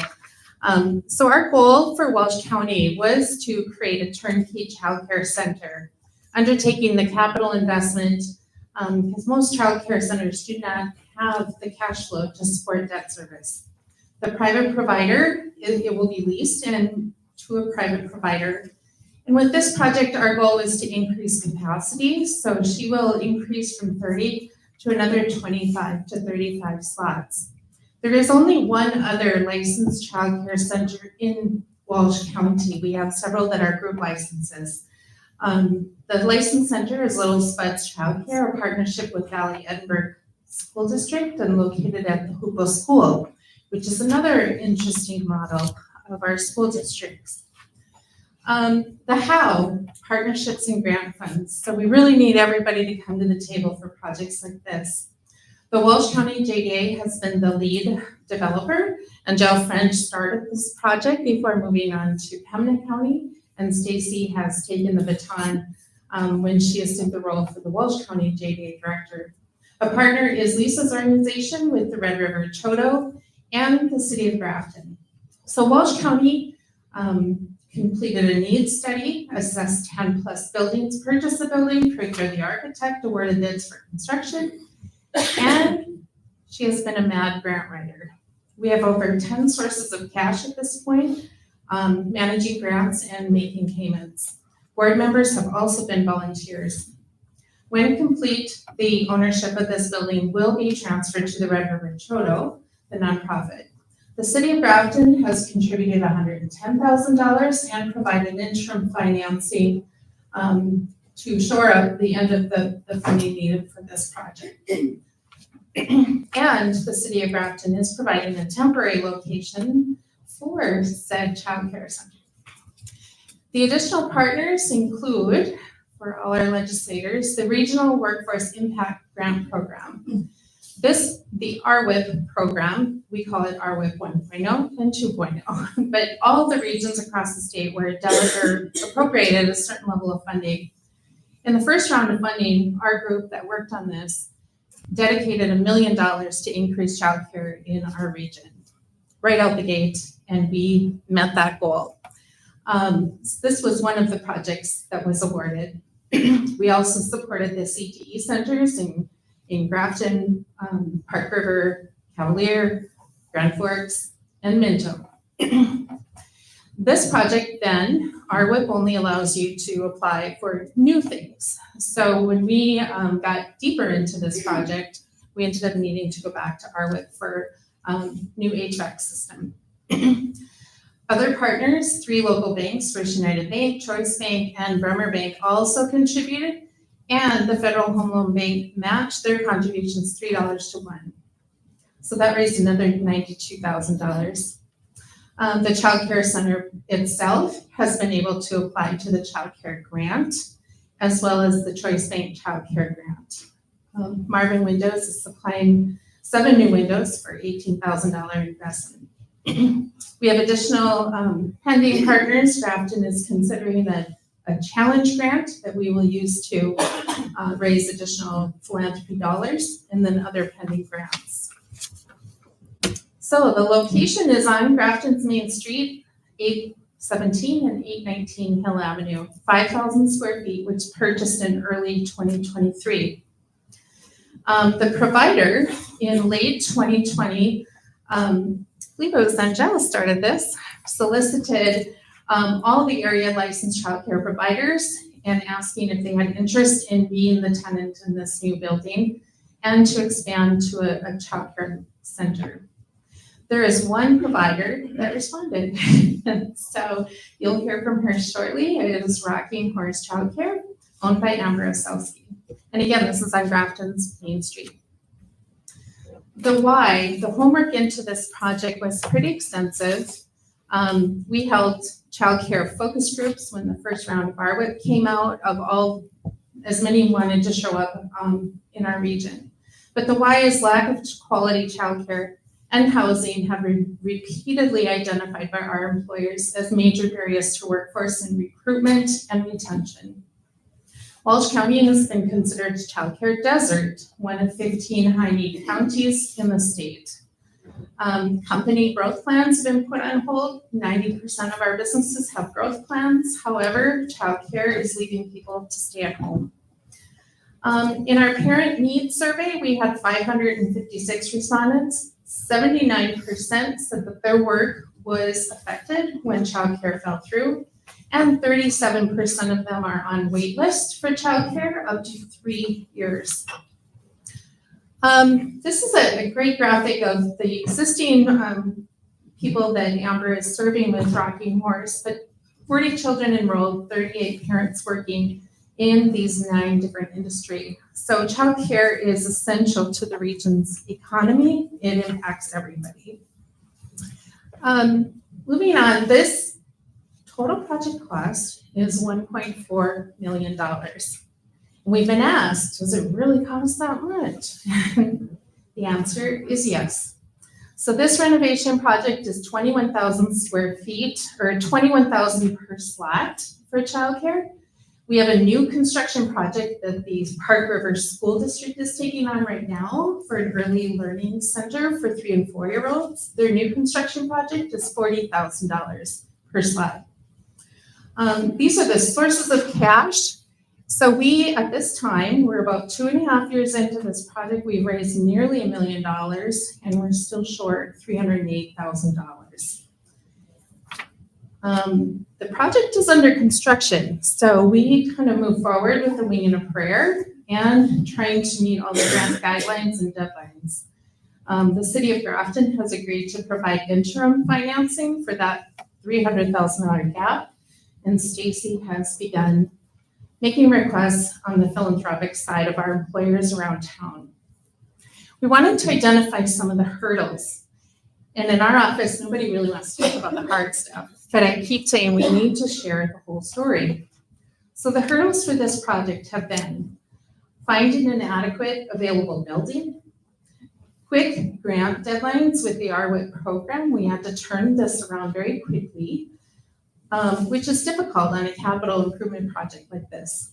Lack of childcare facility grants, actually adequate to support the capital investment. I believe with the childcare grant program that was rolled out, only included about $1.5 million statewide for childcare facilities, when our region alone put $1 million in it previously. Unexpected or regulatory costs that increase the cost of the project. Fire suppression is required for $100,000. We also had to do asbestos abatement for $77,000. New HVAC system, which was required, $331,000. A new line, a water line for the fire suppression addition to this building, and architectural fees of $80,000. And we still have a gap despite 10 funding sources. Stretch funding budgets impacting other budgets. This project and the investment the JDA has made in it has wiped out and exceeds their annual project budget just for one project. And then staff is stretched. Stacie works overtime most of the weeks, and she's been at this for a bit. And so we've been talking, I think Matt Marshall first coined this term with Dakota, but the last impossible mile, because we have several projects that we have been working on diligently, very flippin' difficult. So we think about the program design and are they Band-Aids or are they actually solutions? And so I encourage people to really be thinking about that. The building was ripped down to this, all the interior walls were ripped out. Construction is to be completed in January. On the next slide, we have some suggestions. So we don't like to talk about problems without having some suggestions about what we could do about it. We would like to suggest 75% planning and capital grants for nonprofit or publicly owned facilities in small towns. Because our local budgets are much small, very small, Anything more than that is a real stretch for our budgets. If we had funding at that level, this project would have been fully funded. $2 million has been invested in childcare expansion in Region 4 over the last couple of years through 2 rounds of RWIC funding, and more is needed. It is expected that childcare will not be eligible for future RWIC programs. So where will this funding be? Enable additional grant requests. This is one we'd love some help addressing that $300,000 gap. Allow retroactive gaps on previously awarded projects to get to the 75% threshold in 25. Adequate grant lead times, as Lisa suggested around the housing lead times. It can take us a little longer to put these projects together because we need lots of partners and we need to tap lots of different budgets. Stable sources of funding that we know we can count on over the coming biennium is helpful so that we can tee up these projects. And then we've also made some suggestions to HHS about reviewing regulations that are impacting the increasing costs. And then just a little bit, this is terribly interesting, but we've been working with Jessica Thompson, who's a native of Park River, but also employed with HHS over the last week because we really wanted to be able to set goals. What is it that we're actually trying to solve for these regions? So the map, all the orange counties are childcare deserts statewide. This is based on 2 slots per 1 child to be available. The childcare respondents survey that we did a couple of summers ago, 84 of our childcare providers responded. 61% indicated the lack of funds and a facility were major barriers to increasing childcare capacity, and 25% were interested in expanding if affordable space were available. And additionally, a center license requires the director to have an early child development associate or a bachelor's degree. And we have, with HHS help, they've developed these projections of what we need in our region, 875 additional slots. This is really more of an art because these numbers change regularly as kids grow and are born. And the other notes here is that this only addresses the 0 to 5-year-olds. It doesn't include school-age children who need summer care or after-school care or holiday care or the day a month off care. So, or special needs or shift workers, as many of our companies have shift requirements. And with that, I would like to ask Amber to join me to give some inside perspective from the childcare side.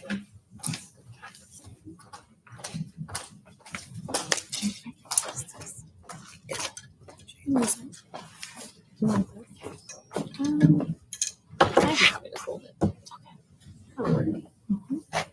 Okay, in typical Amber fashion, I spent way too long in the preschool classroom today, so I didn't even get my stuff printed out. So I'm just gonna read it off my screen so that it looks like I'm reading it off my screen. It's really because I'm reading it right off my screen. So first, thank you. I am Amber Osowski. I will be the first provider at the Walsh County Childcare project. I'm going to first give you guys a little bit of a brain break. We do this all the time at the daycare to re-energize and get us moving, get a little movement in for you today. So I'm going to ask you a series of questions. And if this question pertains to you, I would like you to stand and then stay standing.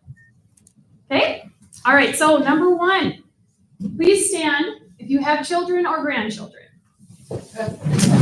That took out most of you. Number 2, please stand if you own a business and have employees. Number 3, please stand if you have coworkers. Please stand if you plan on having children eventually. And the last one, please stand if a goal you have is a healthy economy for your community, county, and state. Okay, look at that, everybody's standing. Great job, you guys all get to be part of the solution for childcare too, so thank you. So now I'm gonna throw another childcare tactic at you. This one I call the good, bad, good. I use this when I have to talk to a staff or a parent about something that's less than awesome. So I'm going to sandwich something not that awesome, between two really, really awesome things in childcare. And keep in mind, I can really only speak to my own experiences in childcare. I know I'm not the only provider in the state who shares the following concerns, dreams, and requests, but I'm just gonna try to speak for me. So first up is a good. Have you guys heard of the Childcare Workforce Benefit Program? Some, yes? So this is a program that was recently rolled out, and it covers the full monthly tuition for children attending whose parents work in the childcare sector. Childcare is not a desired job usually. It's not glamorous. As a general rule, it doesn't pay that well. It's difficult, it's emotionally taxing. But this program put childcare employment on the map. Can you imagine getting free childcare?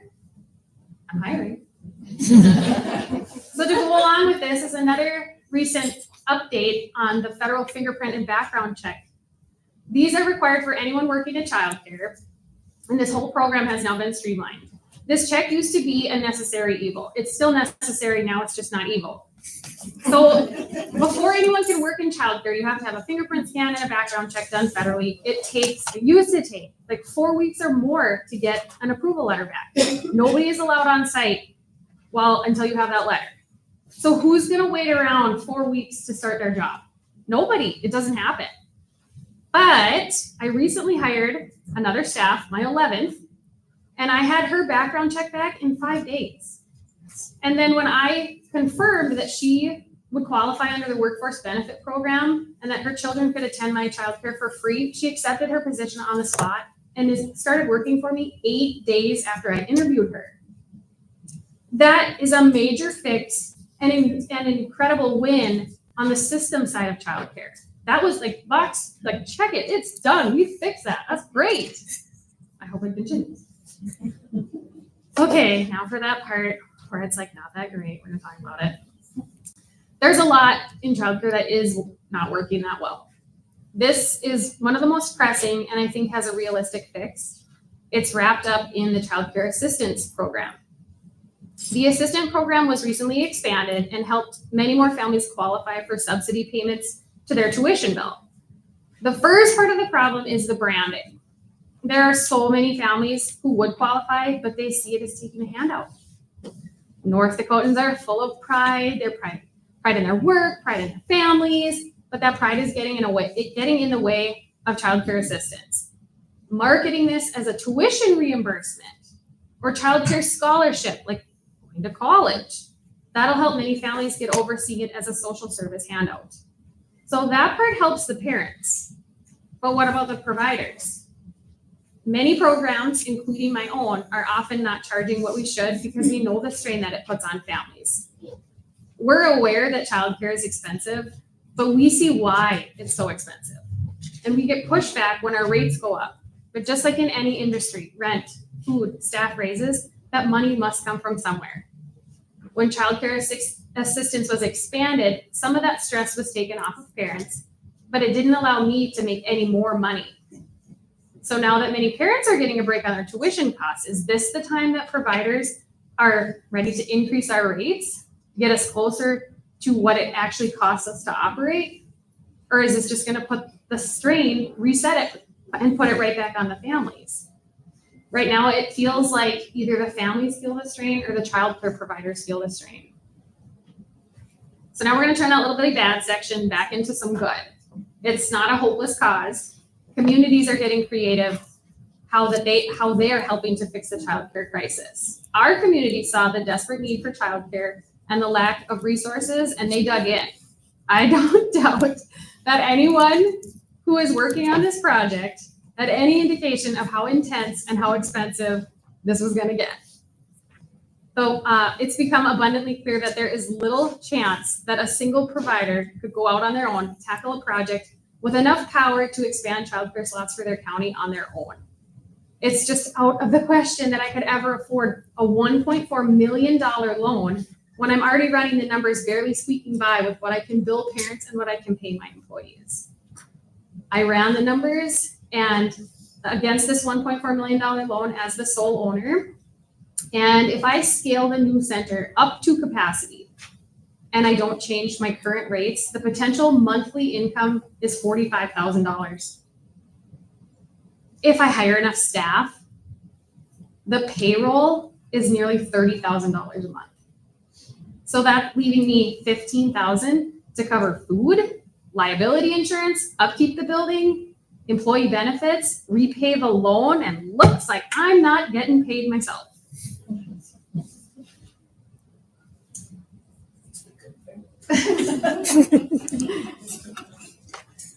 So are these grants and programs that have already been applied for and secured, are they available to me as the sole owner? Absolutely. But you just heard all the speaking about how many years have gone into this. I don't have the time. I don't have the knowledge to write grants and secure all this funding. Not while I'm trying to run a childcare myself and keep it up to the quality that myself and the families who attend there have grown to desire. But let's say I am the sole owner. What happens when I'm ready to close? Another person is supposed to take a loan out for over $1 million and buy me out. The broken cycle will continue forever. The path that the Walsh County Childcare Project is on creates a legacy of quality childcare for our community. We can no longer expect an individual childcare owner to fix a community problem. My recommendation is that the state childcare funding moves toward community investment and involvement projects rather than just seeking out one individual business owner. If it's not obvious yet, this project would never have a chance without the JDA and Grafton standing up for the families in their community. A heartfelt thank you and apology goes to Stacie at the JDA for heading this community project and to all the funding partners and the partners who have committed their time. I'm proud to be living in a community that's this invested in their families. And to all of you here tonight, thank you for trusting us childcare providers and working with us to help us raise the next generation of North Dakota citizens.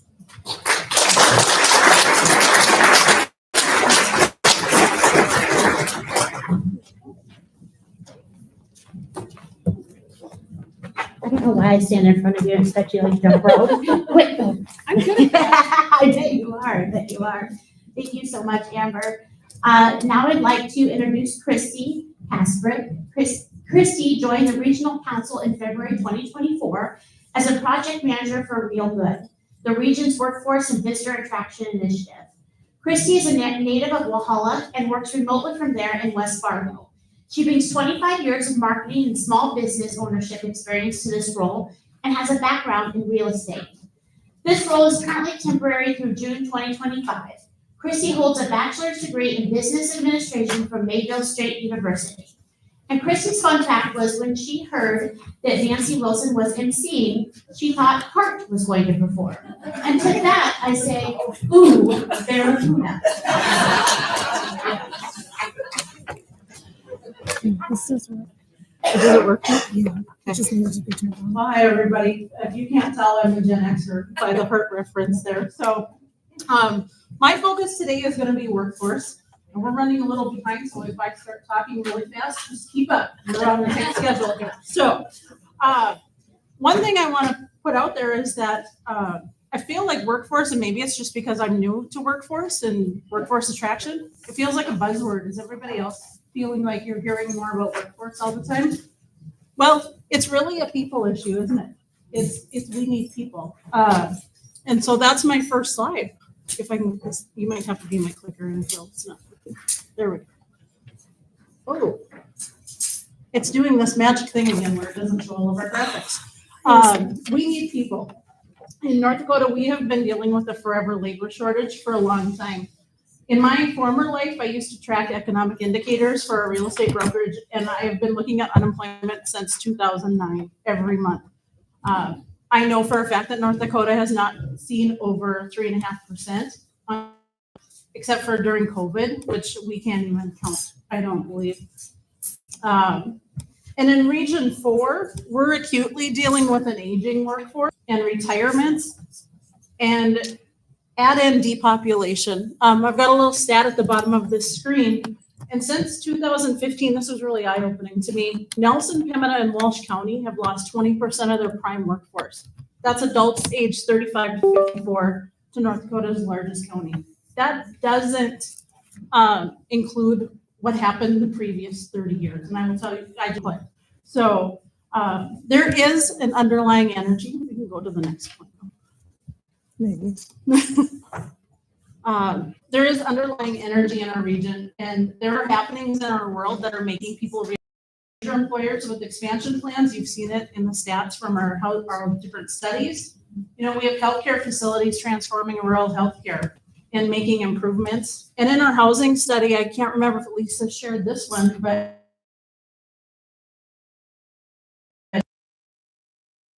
that was in May and June when we surveyed that. The world needs the food we produce. We've got farmers that are supplementing their workforce with H2A workers, and now there's hospitality services and construction companies across the state using H2B workers to help keep our restaurants open and our construction companies going. And the best one, there's young people who want the small town lifestyle. 50% of people in our housing study, Lisa shared this one with you, they know someone who would move back if they could find suitable housing. My husband and I are part of that. We live in West Fargo right now. We don't want to live there. We want to move to Walhalla. We can't find what we want there. So we haven't been able to make the move. And so if you know of one, let me know. And lastly, remote work can be done anywhere. And we have great broadband. It was kind of fun. I came up 81 today. And in RDOF, which, you know, there's not always a lot going on in RDOF, all the fiber line was sitting there waiting to go on the ground. And I thought, what a good day to see that. And lastly, I think we can go to the next slide now. Maybe. I might be ahead of myself. Fortunately, we have positive people in Region 4 too. People know that this is a great place to live, work, and play. And they realize there is a cost to doing nothing. I put a quote up on the screen. I don't know if any of you have heard Rebecca Undum from Growing Small Towns and Oaks ever speak anywhere. And she made this comment at a conference I was at, and I thought, wow, that hits home. You know, there is cost to making improvements, but there is definite cost to doing nothing. And I think we have good people in Region 4 who know we need to do something. And they recognize that we need to get all those people we've lost since 2015 back, plus more people. So we can go to the next slide. So now we can talk about enter Real.Good Northeast North Dakota. So in 2022 and 23, with the another assistance, and I'm glad Dawn talked about the Regional Workforce Impact Program, or RWIP, because I'm going to call it that because it's too much of a word phrase to bring out. But this Real.Good brand was created from that RWIP funding. It is the first ever rural initiative to promote Northeast North Dakota as a good place to work, live, and play. The primary focus is workforce talent attraction and retention and visitor attraction. And it serves the counties of Nelson, Pembina, and Walsh. And we also kind of throw in some support for rural Grand Forks counties as well. Grand Forks has its Grand Forks is Cooler initiative, and they feature the rural communities of Grand Forks in that too. But sometimes when we do things in rural communities, the neighboring county has things going on too that we like to help cross promote too. So we do that with Grand Forks County as well.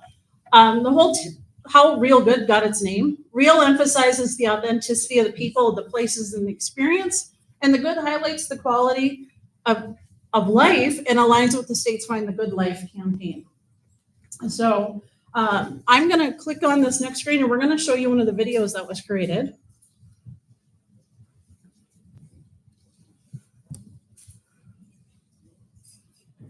Things are real good in Northeast North Dakota.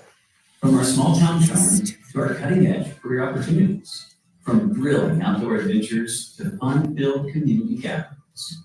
This is a place where you, your family, and your career can all thrive. Where everything is nearby, where your neighbors become family, where your children are free to explore, and where the community welcomes you. Real hometowns, real careers, real adventures, Real.Good. Learn more about the vibrant communities of Northeast North Dakota at realgoodindeed.com. If you want to see more of those, we have a YouTube channel. You can go check those out. But I do love showing these videos because it's really fun, I think, for people that live here and work here. You kind of don't always see your community in that way. And I think Real.Good has done a great job of showing off what it's like to live here. And those are just fun. We can go to the next slide. Not yet. There we go. All right. I want to talk about the target markets and who we're trying to hit with this campaign. So our biggest one, boomerangs, I would say, that's people who grew up here, have probably left, and we want them to come back. So we want them to boomerang back. We talked about young families. They're also one of our target markets. Manufacturing leaders. In Pembina and Walsh County, we have a lot of great manufacturers, and they need leaders to lead their companies in the future. Veterans and transitioning military. With the Grand Forks Air Force Base so close by, we have the Cavalier Space Force Station. I have to retrain my brain to say that. It's always been an Air Force station since I was little. There's a lot of people that are transitioning out of those roles, and we'd like to keep them here after they leave. And that's a great place to get them from. And then lastly, small town entrepreneurs. Not only do we need workforce, but we need people to start small businesses in our region. It helps with economic diversity. It helps create new jobs and that kind of thing. So we need those people. And the messaging we're focusing on is quality of life, supportive communities, recreational opportunities, and safety. So let's see. You follow our social media channels and our website. You've seen some of our features highlighting the Real.Good people and places of our region. One of my favorite stories since I've started is Stassie's Bakery in Mattville, North Dakota. And Sissy, her name is Beth Huso actually, but her nieces and nephews call her Sissy. So she opened Stassie's Bakery.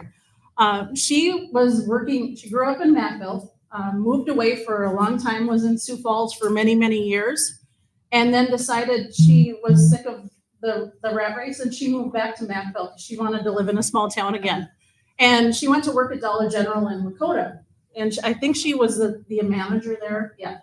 And was there, kind of got tired of that job. And somebody approached her one day and asked her if she'd be interested in opening up a restaurant in Mattville, or a bakery actually. And she's like, well, sure, why not? So she did, took a gamble. She started doing just bakery items. And then she soon realized that with that scale, she can't run a business just by selling baked goods. So there was a need for food in their community. So she started making lunches and that kind of thing. And she is busy. If you follow her Facebook page, you're going to get hungry just looking at her stuff. But she has a great story of a boomerang that went away for a while and came back. So check those out. If you go to our Facebook page, we have a ton of testimonials. We have the community gems. We like to feature entrepreneurs too, and we're always looking for people to feature. So if you would like to do it, just reach out to me and I'm going to send you a little survey to fill out. It's really easy. You send me a picture and I make you look good on social media. It's not hard. So I'm going to speed through those. The next one. So we did receive 2 RWIP grants for Real.Good. The first was to create the brand, like I said, and the second was an enhancement to the first. And here's some of the things we're working on. And when I say we're, that would be me. A relocation guide, an online and print version. We're enhancing our website with a few additions that we couldn't include in the first one just for time and money. That relocation page, of course, that ties into the relocation guide. A higher performing careers page that has links directly to our employers' career pages. A housing page. We have one now, but there's not really a whole lot of information on there if you're looking at housing. Updating our entrepreneurship page. We also added an events calendar for the region as well, which is actually quickly became our most trafficked page on our site since we launched it at the end of June. And we also have a blog now, and we've got 5 great blog writers right now writing about their communities. If you don't look at anything else that I tell you about today, go read their blogs. They're awesome. And you'll love living here just as much as they do after you read them. The Wayfinders program and the Candidate Marketplace. These are 2 lead generation programs we got included in the grant.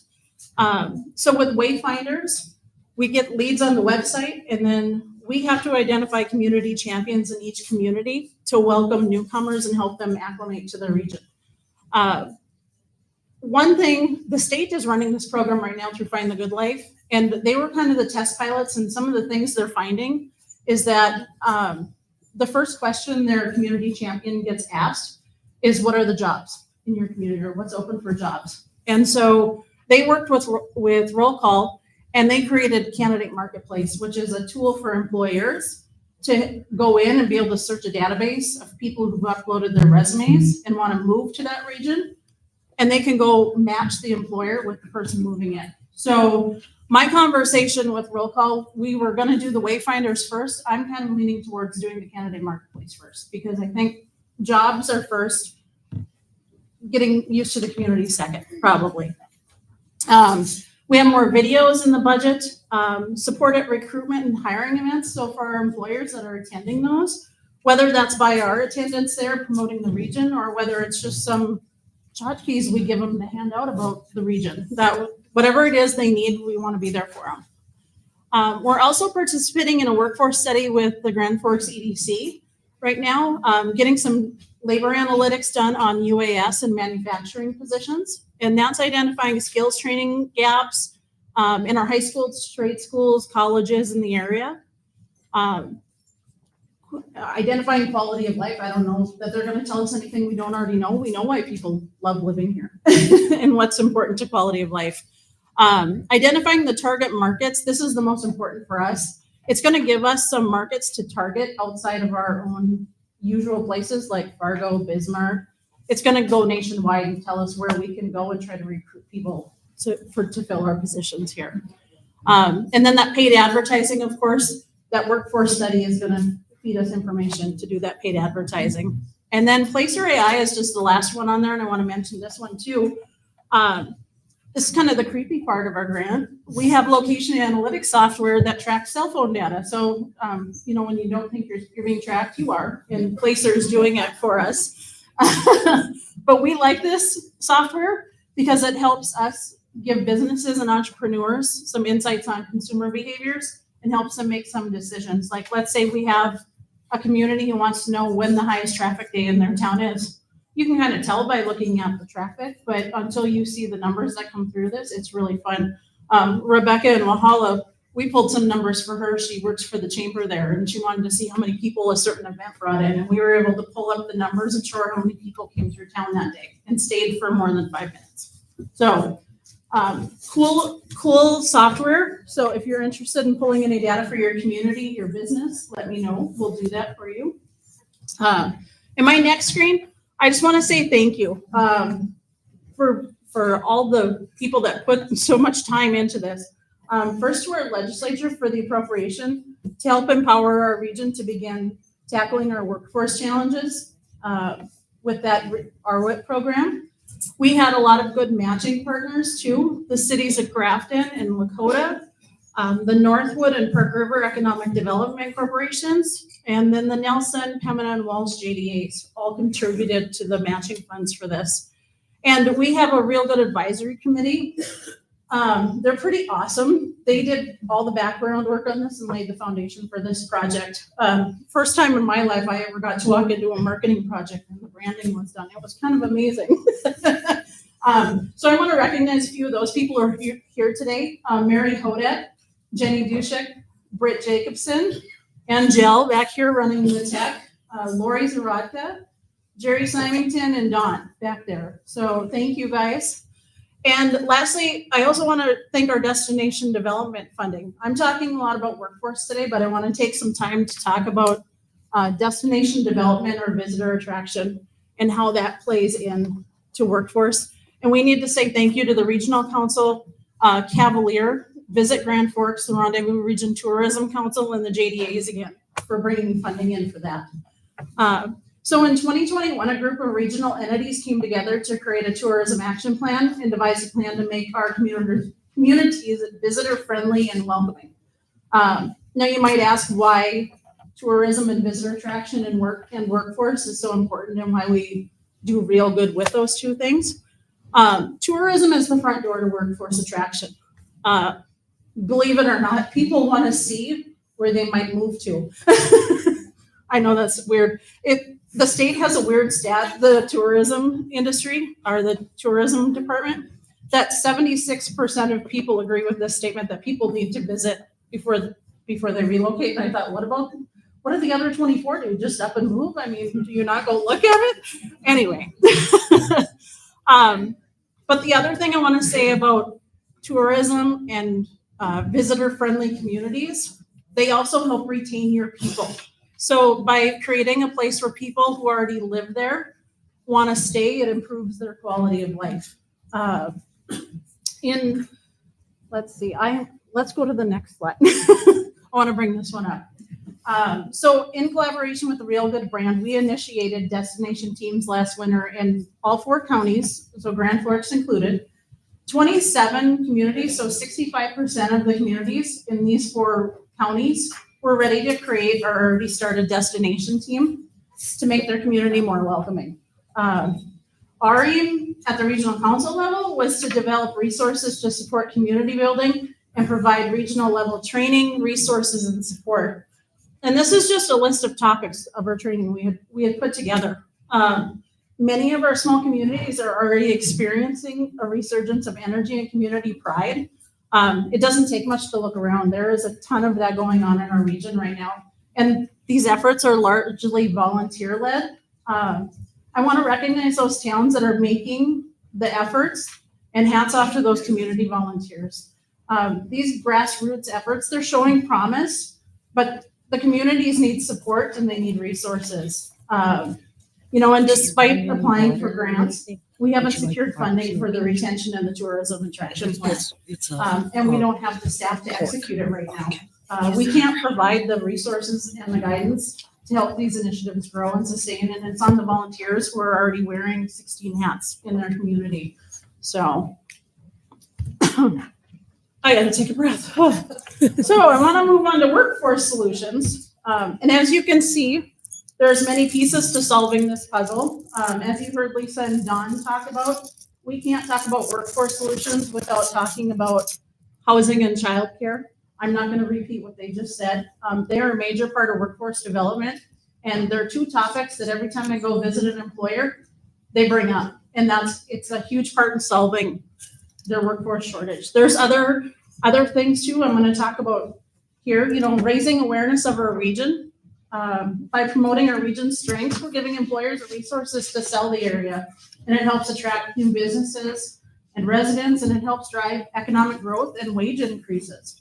I'm going to put a little pun in here. We have a real good start to that, but it can't be a one and done thing. So welcoming communities is another portion. Those destination teams, the community champions I talked about, they help new residents and businesses feel welcome, valued, and supported. And by encouraging residents to take pride in their communities, it enhances civic engagement, local investment, and ultimately builds stronger communities that are resilient. Providing support to employers and communities, developing new methods for attraction, providing community resources, funding, and awards helps them grow. Helping our entrepreneurs out by providing resources and mentorships to those startups, that helps stimulate innovation and economic diversification. Workforce development support. Supporting our student career pathways and employer training and upskilling is essential. And I wish we had time to bring Mike Hansen and Lori Zarodka up here to join me on this topic and share all the great things they're doing in North Valley. If we can, let's give North Valley a hand, because they're doing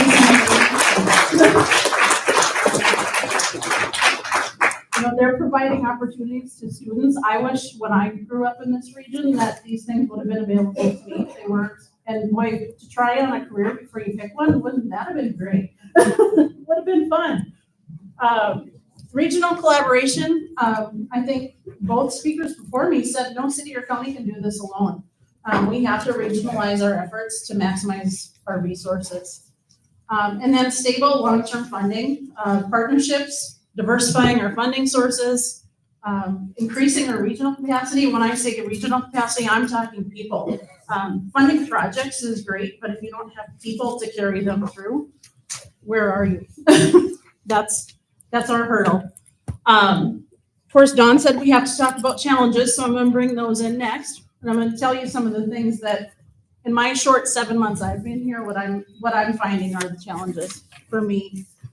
Time, not only are we on a tight timeline to complete what we said we do with this grant, it takes time to build connections and it takes time to create change. And marketing doesn't happen all at once. It's an ongoing strategy.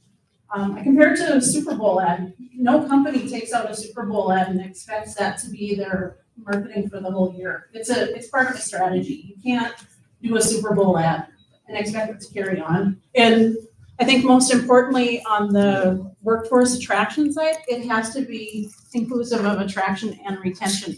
You can't attract new people if you can't keep the ones you have. So that's a big deal.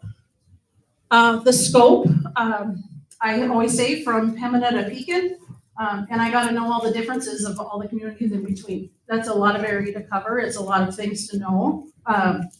It's hard. It is.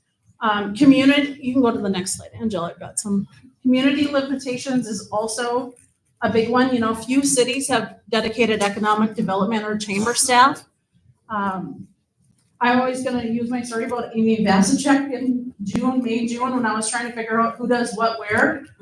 I was trying to figure out who did what in Lakota. So I picked up the phone and I called Amy. I'm like, hey, Amy, who does, I think it was the community club. And she goes, oh, that would be me. I said, okay. And then a week later, I had to call her about something else in Lakota. So I picked up the phone again and I'm like, Amy, who does this? She's like, oh, that would be me too. So all those hats she wears, that's what every community, rural community in our region is dealing with. The other one we're finding, I already lost my spot. Oh my gosh. They don't have the resources for even up-to-date websites and social media sites. We want to attract people to our towns, and if someone wants to move to a town that hasn't updated their website in 20 years, how does that look? So that's a big deal. Networking and collaboration is really complicated when you get into a rural area. Not only does physical distance come into play, you have a less diverse economic base for idea sharing and knowledge sharing, and there's increased competition for workers. This was we had a meeting a couple weeks ago with a group of manufacturers, and one of our manufacturers was telling about how they've amped up their workforce and some of the things they've done. And after we were visiting with him, and he said, yeah, I was kind of watching how the company down the road, what their reaction was to how our solution. And he was kind of worried about showing his cards because they might use what he did to recruit employees away. So they don't even make the same product, but it's something that's there in a rural area. And then lastly, the volunteer roles in our communities. And like I talked about, Amy, everybody wears a lot of hats, and that's hard too. And then I'll skip that last one. You could see the difference between rural capacity and that. Oh, you're jumping ship on me here. Hold on. Anyway, I'm just going to leave this one up. We already talked about long-term funding and sustainable funding. It's hard to plan for the future when your funding lasts a year. I'll just put that out there. It's really hard.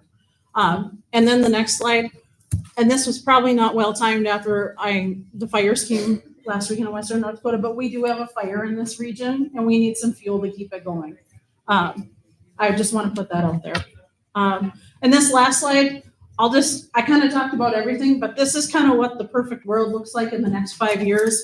If we have partnerships and interdependence, we build our capacity, we continue to collaborate on a regional scale, and we get more of those builders, developers, families, seniors staying, businesses, kids in our schools, more tax revenue, we will have rural prosperity. So I have two last slides because I do every presentation. I ask you to do things at the end, and that is follow, like, and share our Real.Good social media sites. Go to our website, check out all this stuff. If you are an employer, we have a Real.Good promo kit out there right now that gives you access to our logos. Please link your pages to our page, and so people know the area they're moving to if they're looking at your business. And there's different links in there too. And if you're on social media, make sure you're using our hashtag RealGoodND. And the last one, what you can do personally, share what you love about living here. And that's with residents that are here, your neighbors, that maybe it's the crotchety man next door, who knows? Share what you love about living here. And then share with people that are visiting us too. And the biggest one I can tell you to share this with is people who come home to visit you. Share what you love about being here. Be welcoming to newcomers. If you're a city, if you're a business, create a visitor-friendly online presence, claim your business listings, showcase your uniqueness. And if you have a destination team movement in your community, join. So that's all I.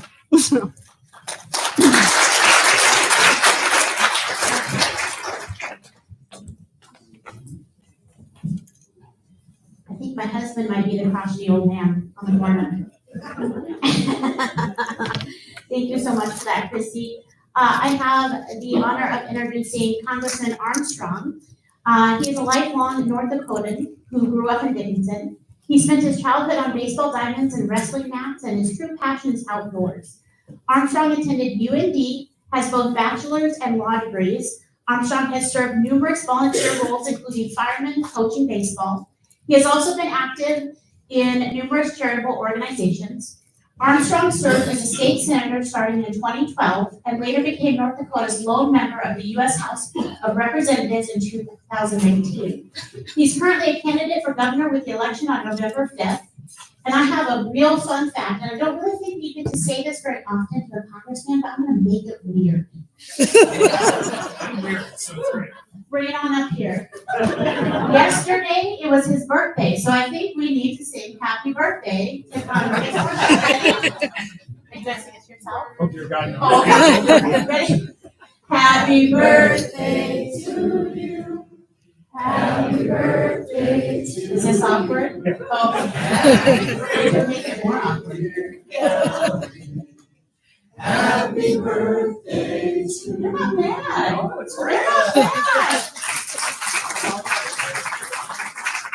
So if anybody's wondering, the Mets are down 1-0. So, that's the downside of being a massive baseball fan. It was also the downside of being 10 years old in 1986 when the Mets won the World Series. And I've been suffering ever since. So I fully embraced American Legion Baseball. And I was a terrible player, but a pretty decent coach. I was way better at fundraising and running a program. So that was where my true love of that. And I think this is kind of a good place to do that. You know, when you coach Legion Baseball, you're like school adjacent, but it's not a school program. So you have some of those things. You go out, you're on the baseball field, you look around, and you get to work with these young, impressionable minds. And some of them you listen to you once in a while, and you get to do that. Over the course of doing it, you have really good years, you have really terrible years. But usually you're 60-40, 40-60, and you get to watch kids develop in a different way, right? School, teamwork. Kid thinks he should be playing, maybe actually is a better talent than the kid playing in front of him. He shows up late for practice, smarts off a little much, doesn't hustle, doing all of those things. So it really truly was. And I think baseball is a great analogy for a lot of things in life. One of the best mottos I ever think that you can ever hear is nobody cares how hard you throw ball for. Like they just don't care. Like it's great to go 100 miles an hour and do something, but you have to get it done. And I think far and away, a lot of times we do that.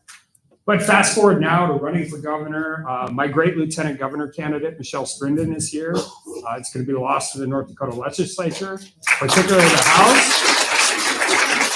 It was my quest to get her into the North Dakota Senate, so she gets to oversee that. But now when you go to a baseball field and you look around and you see what's going on, you take a little different view of it because the thing didn't build itself. And we have a lot of really cool things in North Dakota. We have fantastic baseball fields. You can go from Dickinson to Mandat to Grand Forks to West Fargo to Grafton Park River, who, by the way, when you're doing an event in Grafton or Park River, and you want to talk about the combined American Legion baseball team, make sure you're not talking to them during high school season. They're not friends yet. But when you're doing this, and you do this now, and as a baseball club, and you look around, you look at all the signs on the outfield, right? You look at who's sponsoring those things, because that's who built the baseball field. It's not the volunteer president of the baseball club. it's the local bank or the local restaurant or the local hardware store, or it's the people who actually actively engage and give back to their community. It can be a hockey rink, it can be all of those things. The only time I ever see basketball courts is when there's wrestling mats on the floor, so I don't know about that. But I mean, that's how your communities are, right? And that's how your communities grow. And it's great if you have Microsoft or Amazon or Halliburton or Chevron or all of those different things, but they're not sponsoring, your local baseball team. Really got this during COVID when we went through closing everything down, and you got local restaurants who had maybe 90 days cash on hand, and all of a sudden the world goes crazy and people make terrible decisions and governments are scared of their own shadow. And I can say that because I was part of this at the beginning of this. I don't absolve myself from the accountability. And you've got your local restaurant that doesn't know how they're going to pay their fare and all this, and we're like, everybody else is freaking out. I'm like, go buy a gift card. They need the help right now. Use it later and do all of those things. But the first solution to solving any of this stuff is right here. Amber, when you decided to run a daycare facility, I bet you said, I want to write a bunch of grants. That's why I want to get into taking care of kids, right? And then I want to be able to do that. Are there any firefighters in here? Volunteer firefighters? Like, one of the weird things in daycare that we don't talk enough about is the smaller and more volunteer your firefighting team is, the more likely you are to accept the universal fire code, uniform fire code. Well, they change the fire code every 2 years just so they can sell more books. I know, we did this in the middle of the oil boom. All of a sudden, we've got a Dickinson Fire Department saying, we're going to shut down your daycare because you don't have the proper, you're 2 inches off on an egress window.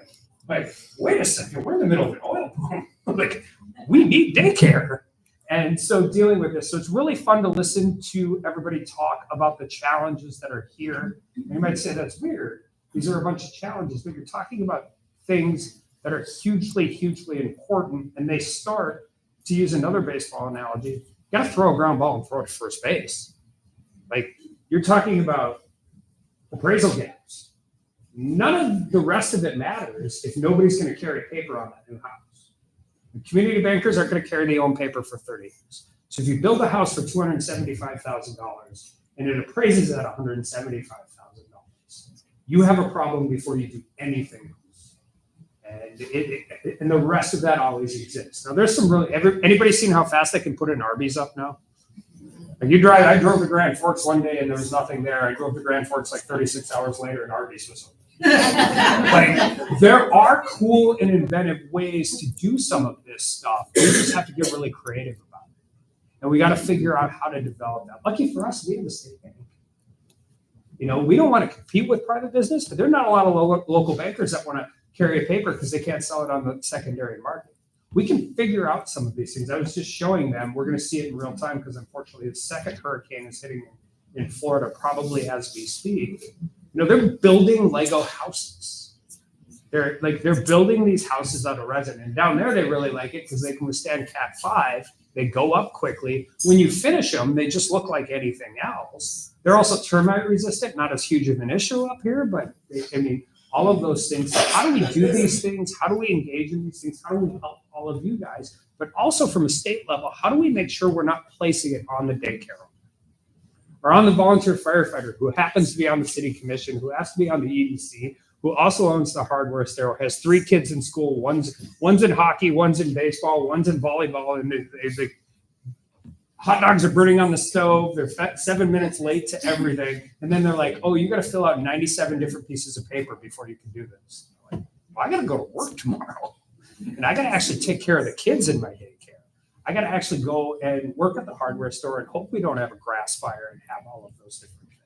So I think there's a lot of things involved in daycare, and I was really happy to hear that the background check was 5 days. Because what are you starting at? What do you start an employee at? Yeah. Yeah. Is there another $15 an hour job they don't have to wait 6 months or 6 weeks to get in your community? And we have to have these things. I call these the community works part of it.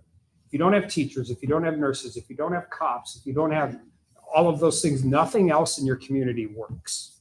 Nothing else works. You can't grow a community if you're closing down every restaurant for 3 days a week because you don't have help. You can't do those things. things. And the momentum and the overbearing part of all of this just gets to be too much.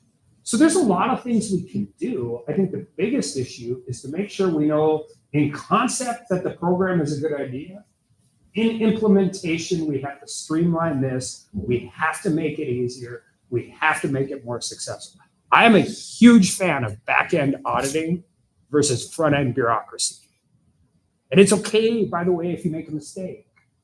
Even, in those types of things. I just don't want you to make the same mistake over and over again. That's a political problem.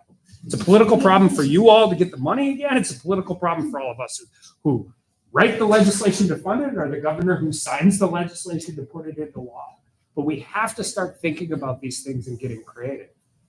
Maybe build 5 new daycares in the northeast part of the state. Who's going to work there right now? I'm the first governor in my lifetime that got to run not on jobs. I have heard every single politician running for this unbelievably, extraordinarily fantastic job of being the governor of the state of North Dakota. And everybody's always ran on jobs. Economic development, jobs, economic development. Now we're like workforce, housing, the things we need to actually grow our communities. And I think it's also, we'd be remiss if we didn't say our single best recruiting is in our high school and colleges. The single best recruitment tool we have in North Dakota is in our high schools, in our junior colleges, and in our colleges. We have CTE, and they just did a ribbon cutting down in Dickinson, and we have those going out about what a 21st century North Dakota workforce looks like. But there's other things we can do, and some of these aren't that hard. My daughter and my wife took hunter safety during COVID. They took it online. They would never have taken it if it's in class. My chief of staff just took it. It was like, how long did it take? We have to start meeting people where they are. Likelihood somebody would want to stay in North Dakota if they love to hunt and fish. You think it's a little higher than if they have never hunted or fish? Like we have, you're about to have a new state park. You finally broke ground on it. You have all of those different things. North Dakota doesn't need fixing. That's the biggest thing. I spent 6 years in DC. I promise you, we get it right a lot more often than they do. Really promise you that. And we have these opportunities for growth. And there are some things that the state really is going to have to do, whether you're going to hear a presentation on water after this. It's water, it's power, it's making sure that there's programs to do some of these things and allow for growth. But the other thing is recruiting and retaining. I can help, and Janne can help, and the state can help, and the Commerce Department can help. But nobody can help if you're not all here tonight. If you don't all, the biggest recruiters for a community isn't going to be some guy sitting in the second floor of the Capitol. I mean, it's going to be the communities themselves and saying, this is why you're doing it. This is why we like to do it. And this is how we do it. Now, there are things we can do. I love this. My favorite thing to do in DC is we have a ton of close-up classes. FFA comes out, all of these different things. And if you all have ever been out there, you know, as much as I try and give you at least 15 minutes to a half hour, if we can do it. We're in the middle of committee hearings and all that. They're high school classes. I give them a half hour to 45 minutes all the time. And the first thing I tell all of these kids, it's really good up here, like when you're talking about, oh, back up one thing. See, I don't take notes so I can go all over. I also don't use PowerPoint. I tried it in my first jury trial ever and it went absolutely miserably. And I'm like, I'm never doing that again. When you're speaking to 6 people or 12 people in a jury box and you can't figure out how to move to the next slide, it's not a really great presentation. But on your slides, you're like large community over 60,000 people. This is why federal programs don't particularly work for North Dakota. When they talk about large scale versus small scale in North Dakota, the only town that ever qualifies in North Dakota as not being a small community is Fargo. And that's only if they include the metro area. Like we're talking small towns, large towns, 60,000 plus versus a rural area of 35,000, right? That doesn't exist in DC. They don't understand how this works. They don't get it. Like they don't understand what truly it is to live like in a rural community. But that's what I mean. And this is one of the things we will continue to advocate for. You get a group of high school kids from Grafton that are meeting with them on the Capitol steps or doing all of those things. The first thing I always tell them is don't ever apologize about where you're from. Like I could give you $2,000 and I could say, I need you to find a place to live, and I'm going to come pick you up in a month. And they're 17-year-old kids from Grafton. And they're doing all of that. And they'll find a place to live. They'll be able to get a hot dog at 7-Eleven. They'll survive in downtown DC for a month. Some of them will hate it. Some of them would actually like it, right? They're 17. It's a city and all of that. I take a kid from downtown Washington, DC, drop him off at the corner in Grafton and say, I'm going to give you $2,000 and I'll pick you up in a month.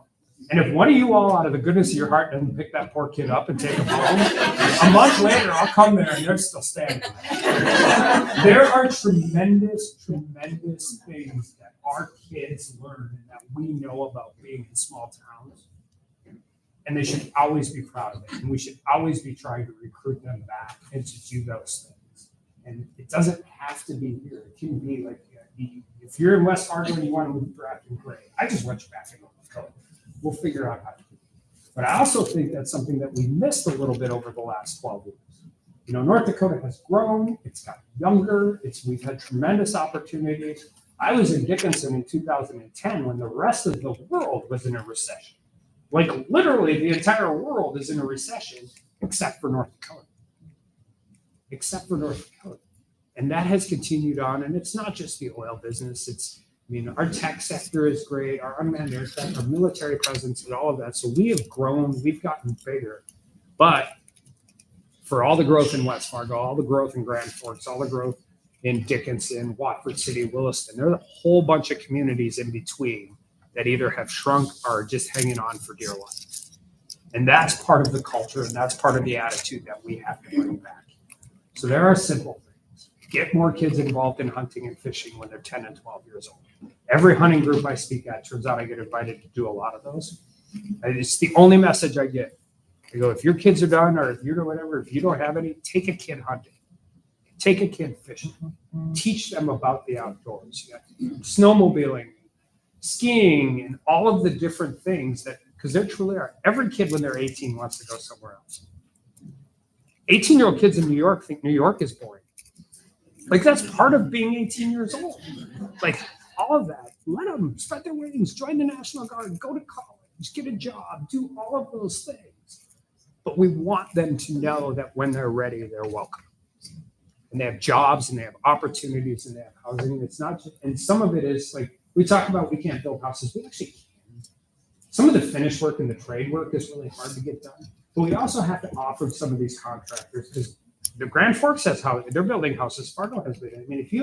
If you're 18 to 36 months out on building in a development between Fargo and Horace, although there is no between Fargo and Horace anymore, why are you going to come up to Grafton to build one house? We have to figure out to give them a scalable opportunity in which we don't want you to build one, we want you to build 12. And then it turns out your comps get really better really quickly.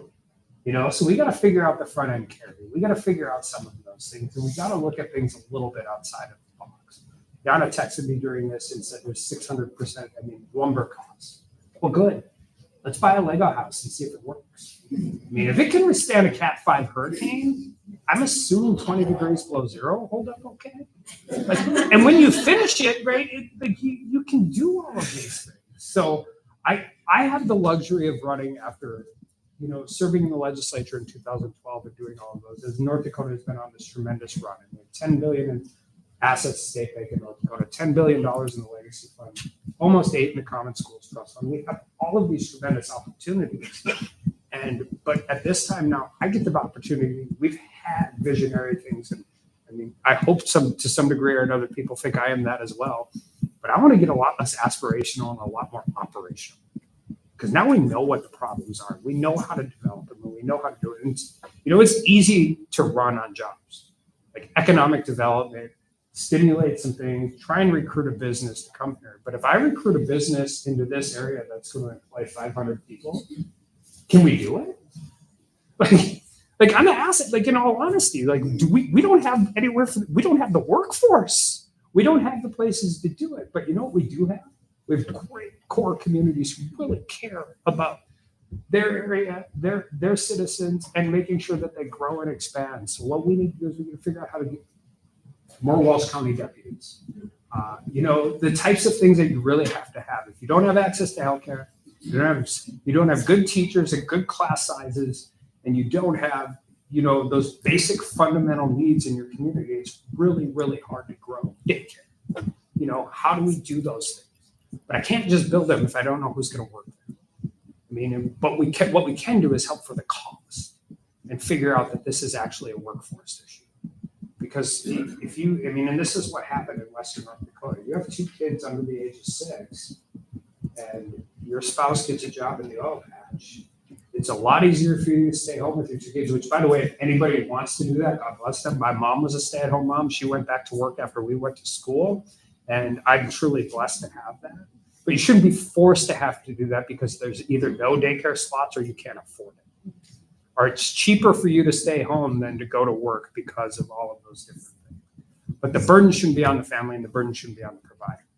We have to figure out a way to do that. And part of the way to do that is this state to community partnership. Like, I don't need to necessarily, when we're dealing with things in commerce or in the governor's office, we don't need to talk to the individual business because we've got the regional council and they can say all those things. And you can have all the little parochial fights between your communities. That's your job. That's my job. I would just prefer Grafton Park River during Legion season and not during high school season. Like, when one of you guys has something great going on, it benefits everybody else around this room. And it's actually really fun to be up here because so when I first started practicing law in Grand Forks, I worked for a guy who practiced in Grand Forks, which meant he got Grand Forks. So, like, side note, his mom was from Maxwell, so different thing. So what did I get? I got the Walsh County criminal contract. Like, the minute I walked in the door to start working as a criminal defense attorney and a public defender, my first hearing was in Walsh County. You know, when I went back home to Dickinson and represented Dickinson in the state legislature, I actually represented the rural area around Dickinson. So Richardson, New England, Glen Olin, Hebron. Those of you that know me well know if I could spend the rest of my life on gravel roads, I'd be the happiest human being alive in doing those things. But I also know what brings me back. And it's being able to go to the lake, being able to hunt with my dad and my son at the same time, being able to enjoy the things that we really, really enjoy in these communities. And also understanding that you have the ability in a small town to, the other thing I always tell the seniors is if you want to be anonymous, move to a big city. Like, part of being engaged, this is a contact sport when you live in a small town community. Get on a thing, volunteer for something, do something, get something 10 hours a month that doesn't further your education or your employment. And you're always doing it to give back, but what you will find out after a very short period of time is you're getting way more out of it than you're getting back.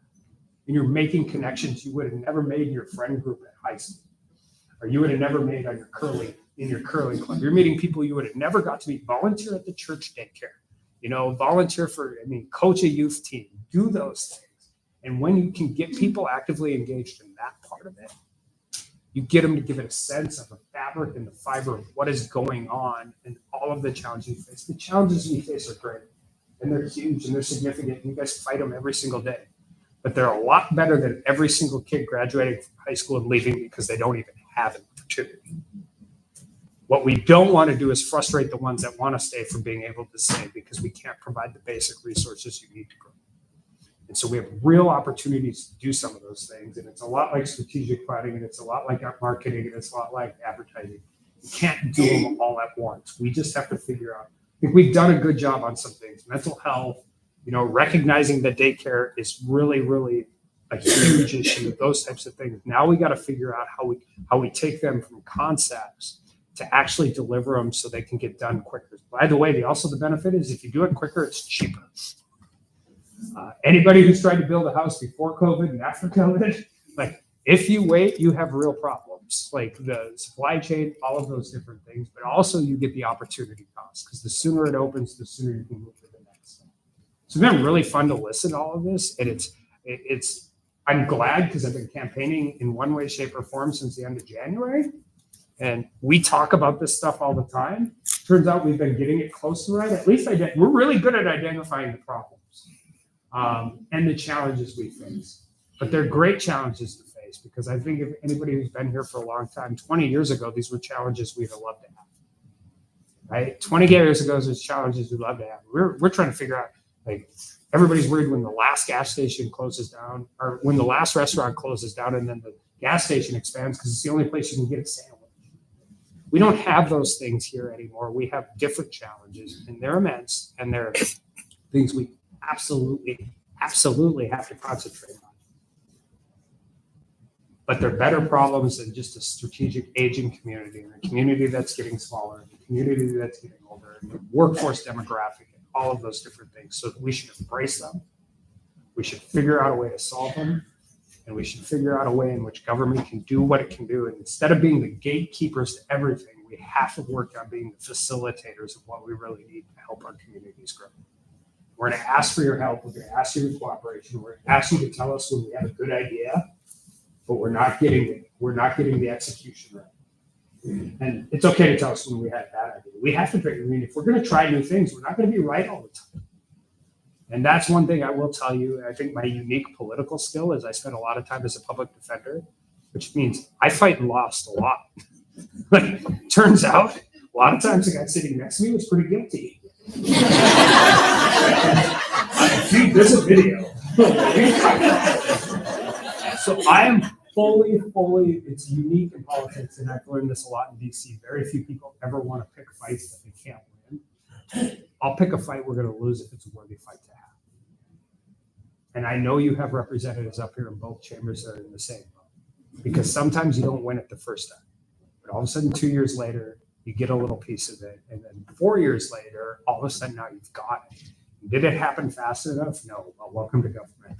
Did you get where you were going to go? But you would have never won that fight 4 years later if you didn't lose that fight 4 years ago. And we have to have political courage. And we also have to recognize that government is not, you don't want government involved in the operation of your daily life. And North Dakota is not immune to that. Counties aren't immune to it. Cities aren't immune to it. We're usually bad at the things we're not really good at. We want infrastructure. We want public safety. We want to provide economic incentives and opportunities for private sector to take it and run with it. Because you all are the ones who are going to make it work. We just have to create an infrastructure where you have a shot. We just want to give you a shot. And we want to take the risk. And I want to take the risk on Grant and Parker and Minto and all of these different Pembina and all of these different places. Because if I could spend the rest of my life on gravel roads, I'd be one of the happiest people alive. And I appreciate having the opportunity to be here today. And I appreciate your guys' love and care for the things that are important to your community. And it's just been really fun to address you here. So thank you.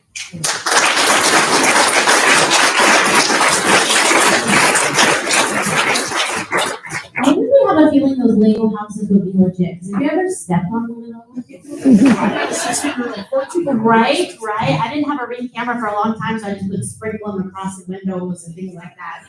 Nice, easy. We're going to go ahead and take a 10-minute break. When we come back, we're going to hear an update from Red River Valley Water Supply Project. So enjoy your 10-minute break. We'll see you back. We're going to bring it back up to the front here.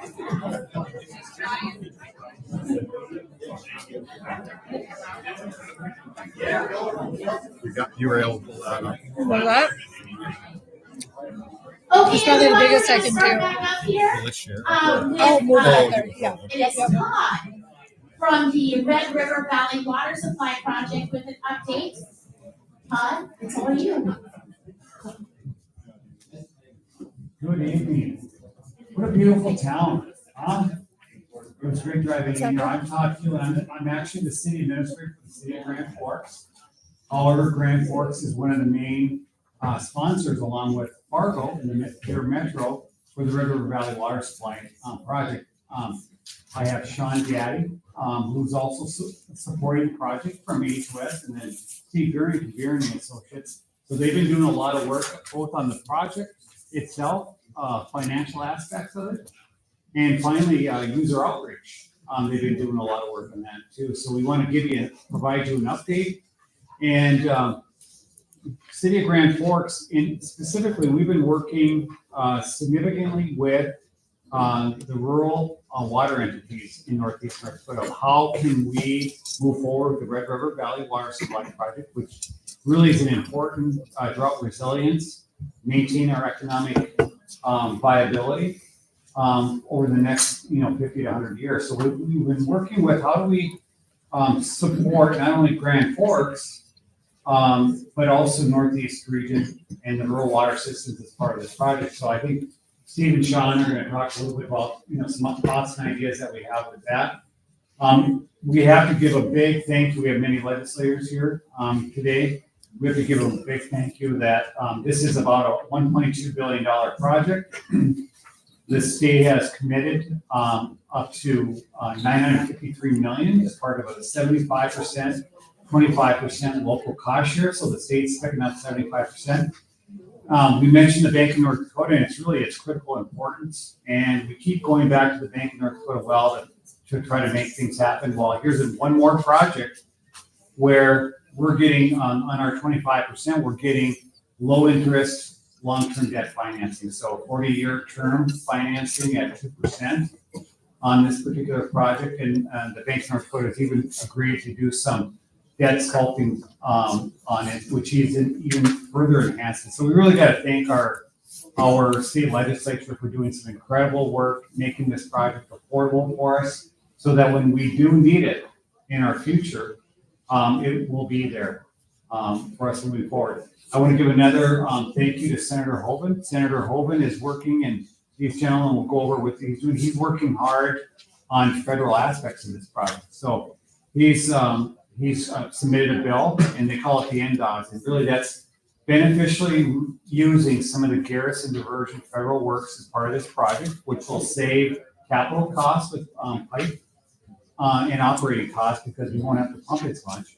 He's also set aside, I think it's like $450+ million part of this project to provide some of the pipe links on this project, to provide the water treatment plant and some of the intake structure. So again, we're really in a great spot for this project, both at the state level and the federal level. And it's really now, Grand Forks and Fargo, we really want to make sure that we get it as a project that's viable for all across the state. In Grand Forks' interest is with Northeast North Dakota. So we're going to talk a little bit about that to you today. And with that, I'm going to hand it over to Shawn, and then Steve is going to anchor us home. Thanks, Tom. So yeah, I just want to cover a little bit more of the project itself, the benefits and costs. Todd hit on some of those costs as well, and then I'll hand it off to Steve to talk a little bit about where we're at and working with the various users. Specifically, Todd mentioned working with users in the northeast area of the state as we go around for that 25% local cost share where we're at. Joke a little bit here, we have the shortest time slot and the most people, so we'll do our best to go through this quickly. But for those of you who may not know, we don't have a PowerPoint, we have a map that we're just going to talk from today. The project itself is essentially a water supply project connecting the Missouri River to the Red River Basin. And so when we look at how we're proposing to do that, it's essentially a 6-foot pipeline. So think of a pipeline as tall as me that's going to traverse all the way from the McCluskey Canal over in the central part of the state and discharge water across the divide into the Cheyenne River. And then the project will use the Cheyenne River to Lake Ashtabula to discharge water down the Cheyenne, ultimately all the way around to the Red, where we'll hit Fargo, Grand Forks. City of Grafton has an intake on the Red River as well to provide that water. The project, overall is, as Todd mentioned, a $1.26 billion project. Right now, our work with the state, it's all being done on a 75% state, 25% local basis. We're in the process of going out and speaking to all of the potential users for that 25% and the sign-up effort. Steve will hit on that a little bit more. When we look at the project and its benefits, that sign-up effort, Grand Forks and Fargo right now are about 82% of the total cost. So there's benefit to, on the remainder 18%, to a handful of systems across the state that we're looking to commit to the project. And when we think about the benefits of the project overall, the project itself primarily is for drought resiliency. It was originally concepted as a drought resiliency project at the federal level. Ultimately, it became a state and local project. But there's been a lot of study around the benefits of drought supply and drought susceptibility within the Red River Valley. If we looked at something like the 1930 style drought, if that were to happen again, back in the 30s, Fargo had a population of 20,000 people. We're now obviously well beyond that. And so when you look at the populations of Fargo, Grand Forks, and throughout the region, our population is much greater. And if we were to have that style of drought, the impacts would be enormous. That has been studied. $33 billion is the projected economic impact of a 30-style drought occurring today. And so it's not small what this project is meant to do. So when you consider cost benefit, $1.26 billion to pay for the project, but potentially avoiding $33 billion in impacts if we were to have that style of drought, which is projected to occur sometime within the next 50 years. Progress, Todd gave a shout out to legislators that we have in the room. They have been great to work with. Right now, we are working this biennium on a $240 million work plan. That's $180 million of state cost share, along with $60 million of local funds that are being contributed through the loan program Todd mentioned. When we combine that with past funding, we're well over $300 million into the bill of that $1.26 billion project. So this has gone from a dream, I'd say 5-6 years ago, to reality and where we're at. The project is happening, and there's a lot of good things. Primarily, if you were to drive around the Carrington area, that's where you'd see a lot of activity of this pipeline going in the ground as we speak. Those are primarily the comments I wanted to make. I'll hand it off to Steve here just to talk a little bit about where we're at in participant signups and specifically about some of the benefits to Northeast North Dakota. Shawn did well there. We've been traveling the whole corner or half of the state. Usually asked to talk between an hour and 2 hours. So we try to bring this down to 10 minutes. It's quite a task for us. What I'd like to talk about are the project benefits to Northeastern North Dakota. I'd like to talk about how we anticipate potentially servicing East North Dakota, and then just give you a little snapshot of what the sign-up progress has been and what the next steps are going to be. Shawn mentioned that the project is twofold. One of it is for drought resiliency. The other reason that we would do it is for economic development. And when the federal government was sponsoring this, it was really just about drought resiliency.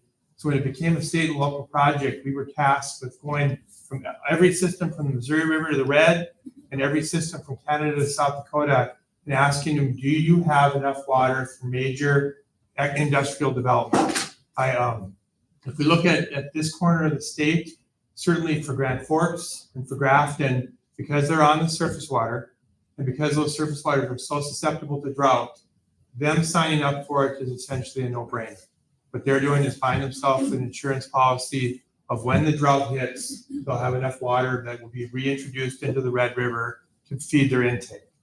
For the rest of the users out there, what they're looking at is more of a speculative type approach, where if they want to attract a major water use industry to their community, to their region, or to the county, they need to have enough water to do it. And I know some of you may say you have plenty of water, but if you look at the egg processing industry, large-scale animal agriculture, and even like modern data centers and that type of thing, most of those facilities use more water than the entire permit for most small cities and rural water districts in the area.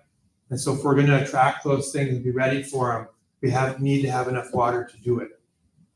If we look at what that would mean for Northeastern North Dakota in terms of service, then for Grand Forks and Grafton, as Shawn explained, we'll have that water stored in Bald Hill Dam, Lake Ashtabula, North Valley City. And when we start to see a decline in the amount of flow in the Red River, we'll open up the dam, provide enough lead time to get it through the Cheyenne River, and try to never have a point where there's not enough water at Grand Forks and Grafton to meet their needs. For the other systems, though, it becomes a little more difficult because they're a long ways away from that pipe and they're potentially a long ways away from the river. The logical two sources of water initially would be to expand Grand Forks' system beyond the city of Grand Forks to help with some of that need, to expand Grafton's system beyond Grafton to meet some of that need. For some of the systems way on the south end, kind of in that southern Grand Forks County in your service area, there is the potential of bringing a pipeline directly from our pipe. And that might seem like, wow, that's a long ways, that's going to be really expensive. But the Missouri River water is quite a bit higher quality than what we have in the Red. And so if we can keep it in a pipe and get it to some places, there will be a benefit to having that. And so we are looking at that a little bit. And then in the old days, Drayton used to get their water out of the river, and Pembina used to get their water out of the river. And the only way we can do that is if there's a low-head dam somewhere in town, and I don't mean to get all techie on you, but if there's not a place to stop the water so that we have the water built up so that we can draw behind that dam, that's the only way we can pull water out of the river during a drought. Otherwise, like the whip, you can walk across the Red River or drive a four-wheeler across the Red River when you have an extreme drought. And so there would be the creative potential to also grab water at Drayton or to grab water at Pembina should an industry want to be located there someday in the future. We've been actually going out, I don't know, we're up to 50 meetings, I think. We were in Oaks last night. I think I went to Lisbon without you on Tuesday night. So we've been really traveling the region. Usually he says the second parts and I say the first. So we reverse roles today, but we've heard each other talk so much that we're kind of can replace one another.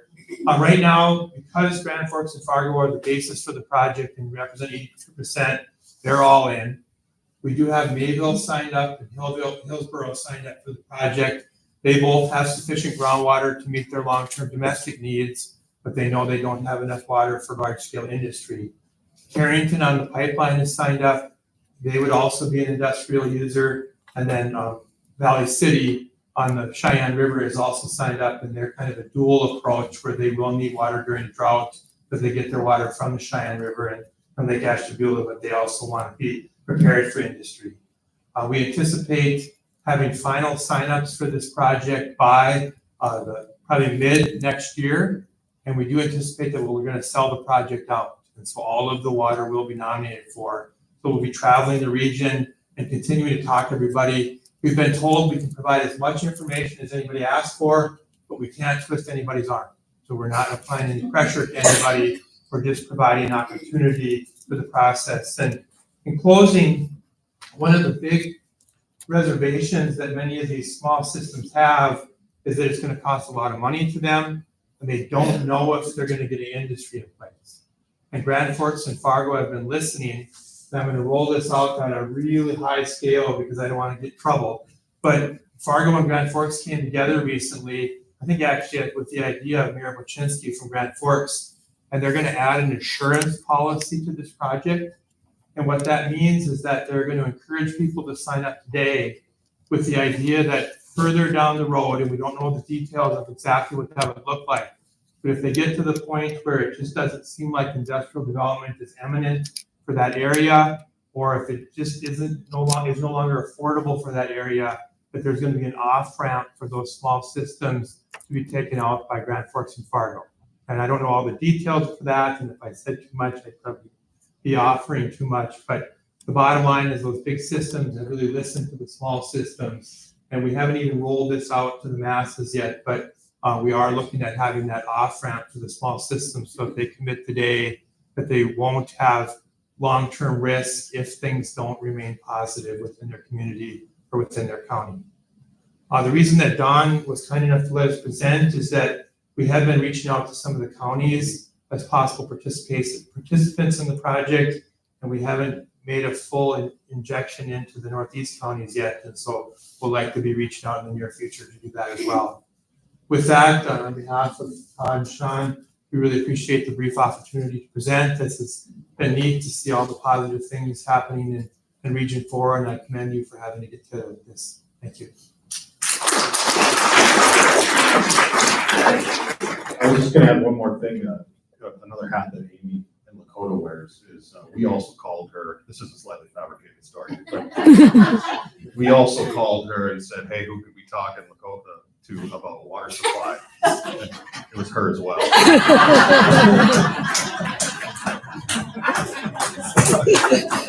I don't think Shawn's quite 6 feet when you talk about the pipe side.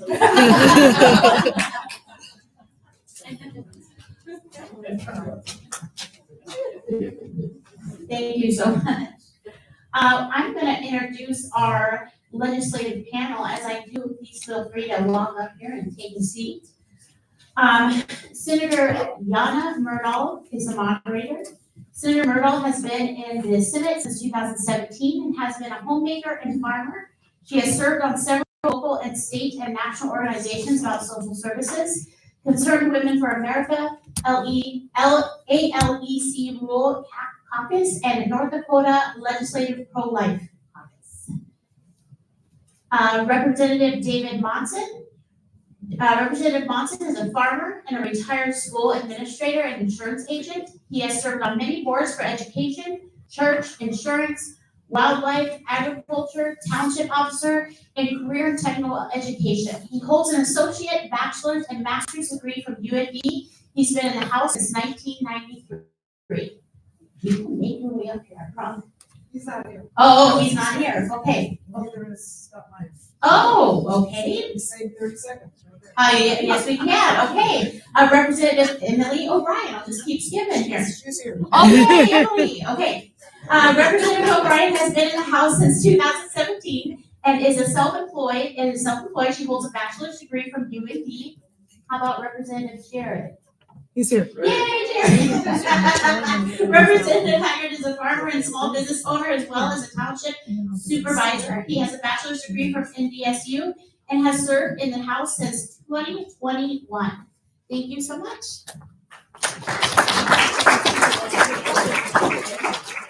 So I get to moderate my legislative colleagues. This is, you don't moderate legislators. You know? So I'm going to control them. That works. Especially since they're from the lower chamber. Do you need some Legos? No, I actually had Legos, and that was the best story about me. I had Legos in the bottom drawer of the farmhouse, and we went away for 2 weeks. And we had a family of mice that found the Legos. And so I bleached 369,000 Lego pieces. Anyway, quickly, since you introduced us, we're missing a few people. And the reason we're missing them is that we are part-time legislators. We write laws and we go home and we live under the same laws, something that Congress might learn from since Kelly is gone. So that's why Scott Meyer works for the UAV industry. They have a conference tonight. He's going to come. Dave Munson, I'm sure, is trying to scratch his beans off the land like a lot of us are. I think those are missing, right? Correct. So what we're going to do, we're going to liven it up a little bit. We're going to talk about all kinds of boring lawmaking things that has no effect on your life at all. But we're actually going to do it real quick. Emily and Jared, would you just say what committees you're on in interim, like, 60 seconds each, and then we'll go to some Q&As. How's that? Perfect. Yep. So I'm Emily O'Brien, State Representative in Grand Forks, District 42. So I represent the University of North Dakota area, surrounding area district, and then out to the Grand Forks Air Force Base District. Right now we're in interim, and so I serve on, I think I did the lucky card of on 8 interim committees. So budget section, the HR division for appropriations, legislative management, health services, government finance, the chair of the Legislative Audit and Fiscal Review Committee. I know I'm missing a couple, but that's also boring. there's never a dull moment. But yeah, that's all it. Well, hello, I am Representative Jared Hagert. I represent District 20. District 20 is Trail County, rural Grand Forks County. Lost the Grand Sky portion of District 20 to District 42 in the last realignment. But happy to continue being neighbors with Emily. During the interim here, I've only served on 3 interim committees.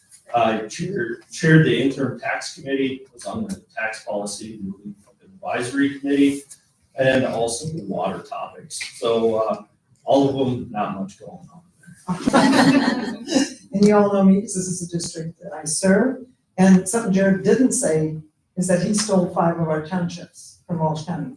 So I don't know if that's a Swedish Norwegian thing, a Polish Czech thing or whatever, but we're a little competitive about our districts. I serve an interim on chair of judiciary, which is also very boring, of course, like charitable gambling and things that none of you have any opinions about. And I serve on the Ag Committee, and I serve with Emily in legislative management, which basically legislative management is our colleagues select leaders to sort of take care of business in the interim. So we have heard so much interesting stuff today, and I want to thank Dawn.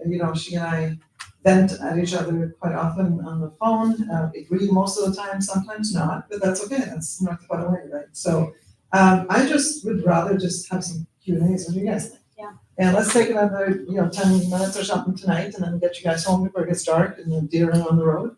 I hit a deer this year in Cost me $10,000. So I'm old nervous again. So, oh, I see. By the way, we have media in the room, which is great. We have a lot of mayors in the room, and we have rural healthcare, and he's itching to get the. I see it at Marcus, and then I have a mayor here who did this to me. I have.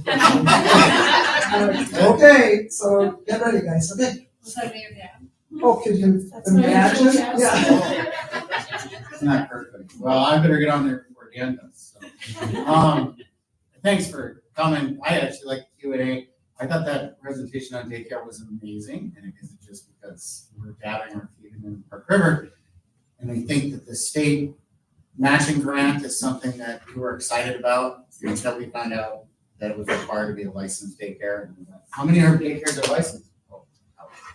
And so that's a big reason we do Portolan part. But when we look at some of the other challenges for the provider, for the families, beyond that matching grant for the employer, what does that look like in the next legislative session? So I can talk loud. I was the prime sponsor for the childcare bill that we had $132 million in requests for childcare funding. It got narrowed down to $74 million. It was getting buried in a $6 billion budget with the Health and Human Services, and I'm sitting in the committee. Everyone's already packing up their stuff. We've got a week and a half left of session, and I'm like, this was such an important top priority for people that we heard consistently. Childcare workforce, childcare workforce. What are we going to do? And so pulled it out at the nth hour and got it passed in both of the chambers. And there was, with the government and bureaucracy, we get in the way of doing all these good things that we are trying to do. One example is switching our licensing from biannual to annual. And so to me, we're creating another roadblock for childcare providers to do their basic operations. I know my childcare providers, when we were doing the math, $13 an hour. I said, why do you continue to raise your hand to do this? Because there's no way I could. I'm very lucky and fortunate to have great childcare providers, but that's not sustainable, to make $13 an hour. They've got 4 kids, and they've also got bills to pay. And right now, looking at the different programming, we've got a couple of the programs in Department of Commerce for the funding that was not enough. Again, that bureaucracy getting in the way of trying to do things. We had a in-home daycare facility that wanted to expand into another small community right outside of Devil's Lake. And they were told, nope, you guys are not an existing daycare facility. You can't qualify for this. I'm thinking in my head, what? They're existing. They want to expand. They're trying to provide a bigger need in their community outside their household. And so how do we continue to get rid of the red tape, the bureaucracy that's getting us in the way?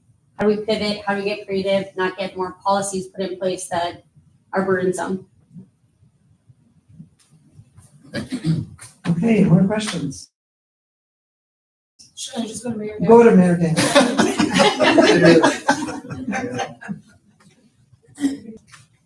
Are you ready? There's 2 of them right here. Let's go. Measure 4. Oh. I don't want it to pass. I hope it doesn't pass. But if it does, I hope that this is a major wake-up call for people in Bismarck. It's not, a no vote is not going to be to keep the spending the way it is. I mean, we need that. When I was big city state president, I don't know where it's at, I think 4 years ago or 5 years ago, that was the #1 concern I heard as the president of big city, and we're still fighting it. So hopefully a no vote, how do I put it, to be nice. You don't have to. The no vote, I mean, people want change in the property tax. It's gotta come, or there'll be another measure 4 2 years from now. Okay, hey, and by the way, he's a Vietnam vet. Was in the thick of it in Vietnam. Every time I see him, I want to thank him for that. So. Well, I'm a hard no on measure 4. As a matter of fact, I'll tell you how I'm going to vote on 5 measures. Yes, yes, yes, no, no. 1, 2, 3, 4, 5. Because people call me all the time and ask me how I'm going to vote. I'm not going to tell you how to vote. Measure 4 is a sensationalist sledgehammer. Having said that, I totally fully understand all of you guys who local subdivisions are afraid of this passing. I don't know what the latest is. It looks possible that it'll get defeated. We don't know. All I know is that we have crunched numbers in the Senate, in our Senate caucus. I know you guys have in the House. We crunched the numbers. We were the ones that came up with $3.12 billion per biennium. That's give or take. If we scratch everything we can scratch from all the pots that we can legally scratch from, which is not most of the legacy fund, okay? That's a constitutional fund. We legally can't touch most of it. We can't touch the Common Schools Trust Fund that was established when North Dakota was established. So when people talk about us having a $19 billion budget, the three of us sitting here, we basically voted about 6.5 million, and some, I mean, you're in post, something like that. Because a third of that 19 billion is federal money. It just comes in, gets spent. A third are what I call special funds, and I'm not on a post, but we can't touch them. It's kind of like your kids, don't touch the cookie jar. It's constitutional, but you can't touch it. And then the next third is what we touch and what we send. I can't remember the exact number now, but almost $3 billion back into local subdivisions from the general fund. So that won't. So it's a sledgehammer. Having said that, the number one phone call I get as a lawmaker is about property taxes, and it's funny to me because I have no authority over property taxes. I don't set them. We don't collect them. We don't spend them. So there's a misunderstanding in the population of where does property taxes get collected? We have commissioners here, they know that. We have mayors here, they know that. We have school board members here, they know that. So we have 2 sessions coming up, possible. If it passes, nothing else will be done hardly in session except cut 10% across just about all services there are for North Dakotans. So it'll be really interesting to see how people like that. Or if it doesn't pass, we're gonna have to listen to the people in North Dakota, in my opinion. They might have different opinion. We're gonna have to come in with some soft caps on your residential, your home, your primary residence. We're gonna have to deal with some of that because people are upset. But the measure itself has no answers to how we can pay for it maybe the first biennium, after that we can't. Your local small schools are gonna be gone. We're gonna have county schools. We just can't pay for it, And quickly on the legacy fund, I grew up in Norway. Norway's legacy fund, we had oil when I was young, we still produce oil. $1.3 trillion because they sat on it and they saved it. And those politicians went and came and died. And their grandkids, excuse me, my friends, they are living the best life in the world now because they saved it and saved it and saved it. And I think the legacy fund needs to be for our grandkids and the future because look at the world. It's a tough world right now, and we need to circle the wagon around what the next governor just spoke about here, this beautiful state. We need to circle the wagon. We could use some of the interest, and Emily and others can probably answer that, but Jared, your deal. Okay, as far as the property tax measure, I'm opposed to it. I want to see a no vote. Message has been received. Full transparency, last 2 sessions that I've been in, I have voted against capping property tax because I think that is kind of an easy button hit. North Dakota as a state, we own certain mills. We taken over county social services, to the tune of about 1.5 billion biennium. And the state of North Dakota by taking ownership of those mills when we feel the pain of a property tax increase in our bills, the state's also increases. So I'm not a big fan of going after relief that way. And I think the state has done a good job of stepping in and providing relief. It just probably wasn't the best idea. I think one of the worst things that we can do is try to get to the session and have a fix ready. We need to have serious conversations around how best to reform the system. How do we provide a soft cap? I don't mind that idea so much where, say you have a cap at 3%, but you're able to, if your political subdivision doesn't use that whole 3%, maybe for a period of 5 years, you can bank that because in case you have some black swan event happen and You know, you need to replace roads in town, have a bridge washout. The legislature does a good job, I think, of identifying needs in the rural areas. You know, we have rural infrastructure grants going out this biennium from legacy fund earnings. It's critically important to me as a legislator that we utilize the earnings in a manner that North Dakotans budget.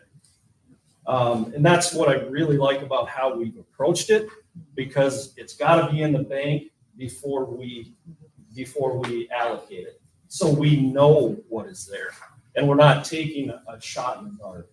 But this, real quick, I think we've done a good job of relief, terrible job of reform, and we need to really have long, hard conversations about that. And just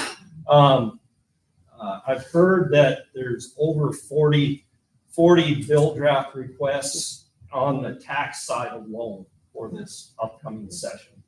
And during the session, I serve on energy and natural resources and finance and tax. So should be a couple of easy things. I'll just add on to that. So I am opposed to Measure 4 as well. Had a conversation today with our fire chief and just talking about how it's going to be fixed. I mean, that will be in our constitution as a fixed rate. If there's no variable, it doesn't fluctuate with the times and what's going on. And so you can't imagine being locked in for the next 50 years as to what the rate that they have in there. We have in Grand Forks, it was, I think, 2 years ago, we had a vote that went to the people for building a new school and a new kitchen, and it was $74 million. We had roughly 4,000 people of 72,000 people show up and participate in that vote, and it passed. When you have low voter turnout and things like that move forward, there's increases. I also have been looking at what mandates do we have at the state level that we're putting on our political subdivisions. What is not being utilized? What is creating more work? What is burdensome? What is not effective? I think there's a lot of things that haven't been changed in 50, 60, 70 years that we can be doing at the state level. But I think it's a team effort from our local political subdivisions and, you know, being forthcoming when we're looking at budgets that are passing and what level of needs are we comfortable with not funding. Serving on one of the bigger budgets, my mind goes towards our federal programs that we have that are matches.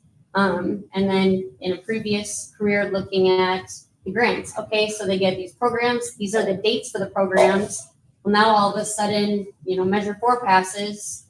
Are we outside the criteria for the funding for that? So are we going to have to pay in if we lose that grant funding? Are we going to lose that grant funding? Do we lose the federal matches? What are the unintended consequences that we're not thinking about or discussing until it happens? So I think, there's definitely different creative solutions, but understanding the bigger picture and, I don't know anybody that enjoys paying that property tax bill, but I would never want to write the check to the fire department when they come, if my garage burned down, it's figuring out how do we do that. I think it's interesting because I know we have people in this room that I personally know that will vote for it, and I understand the frustration. When you have a home, and this is Mayor Dan, this is a widow that lives in your town, that came to me and said, I was widowed, I moved into town, into Park River, I bought a Baki home, if you know what that was, about $50,000 Baki home, right? That's 20 years ago, so she lives there, she's elderly. She had to borrow money from her kids to pay her property tax bill this last year. There's something wrong with that, because she's still a $50,000 girl, okay? There is ideas out there, like Proposition 13, complicated in California a few years ago, there's some ideas. To me, I'm going, okay, if she paid $50,000 for that, and that's a $50,000 home, the government shouldn't go in and go, gee, you put in a nicer kitchen, so shame on you, we're going to tax you more. There's something fundamentally wrong with that. And I think she should just pay on that $50,000, that's the value it is to her. If she passes or sells it and it sells for $279,000, which it easily could, then that next owner, they're $279,000 people.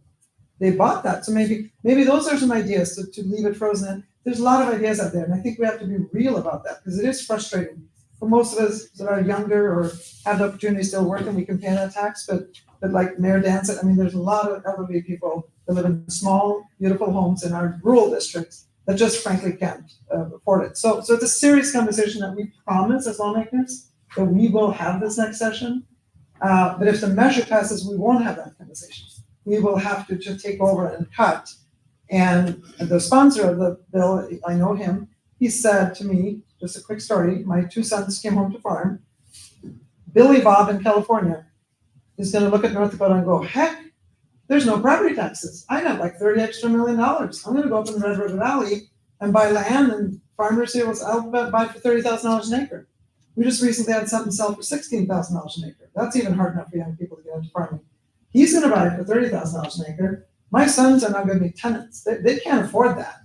He's gonna sit in California and a major bridge or major some kind of flooding happens, and we're gonna need money over that frozen amount in Pembina County. Who's gonna pay for it? He's not. And the sponsor of the bill said, well, the local communities can just add a new tax, call it an infrastructure tax. And I go, wait a minute. So yeah, we need reform, but you're saying you don't really care about tax relief. You can just call it something else. So now we're gonna get they're gonna knock on your door and say infrastructure tax if you have some property in Walhalla, right? So anyway, other questions on other subjects or? And there's a lady. I'm Lori. I'm in the education system and just have a question or a request, rather than the next session that you're in is start in January? Yep. Okay. I know the majority of the state of North Dakota is Republican, and that's fine. It's done well by us. We're still in a surplus and all that. But the last session, when it basically was the Fox talking points, really upset me. I hope this time you address North Dakota problems, such as the property tax, the whole CRT thing, and the banning books. I mean, we don't have that problem in North Dakota. The legislators actually came to my school and visited the grade school teachers. One even asked the preschool teacher, do you teach CRT? And she had to tell that legislature, my kids, my lesson today was remember to pull up your pants when you come out of the bathroom. I mean, seriously. And these are the people we elected to go to Bismarck and serve us. I pray that you will serve the needs of the people of North Dakota and not the needs of some talking point of far-right Fox News. Please, I beg of you, we need you. I appreciate your frankness very much. I really appreciate it. I'm actually going into our schools a lot and talking to them. And because I co-sponsored a couple of, I'm socially conservative. I think everybody in my district knows that. I sit on the judiciary committee, so the quote unquote banning of books was in my committee. So I'm just gonna answer you straight because you're a straight shooter and I'm a straight shooter. The material that we get in judiciary committee is tough stuff. We get pedophilia stuff, we get juvenile justice, we get ugly divorce stuff, we get shared parenting. I mean, it's kind of the ugly bucket, the judiciary committee, because it deals with the criminal sort of code in our state, right? So 99% of it isn't controversial. What happened was there was a few cities where constituents came in where they found things in the libraries and nobody banned books. We just asked through law, and I don't know how my colleagues voted, I don't care. We asked remove this kind of material and place it somewhere else. We never said get rid of it. We said remove it and place it. I don't know if you guys are old enough when you used to go to Blockbusters or whatever and rent videos, you know? And there was that back door where that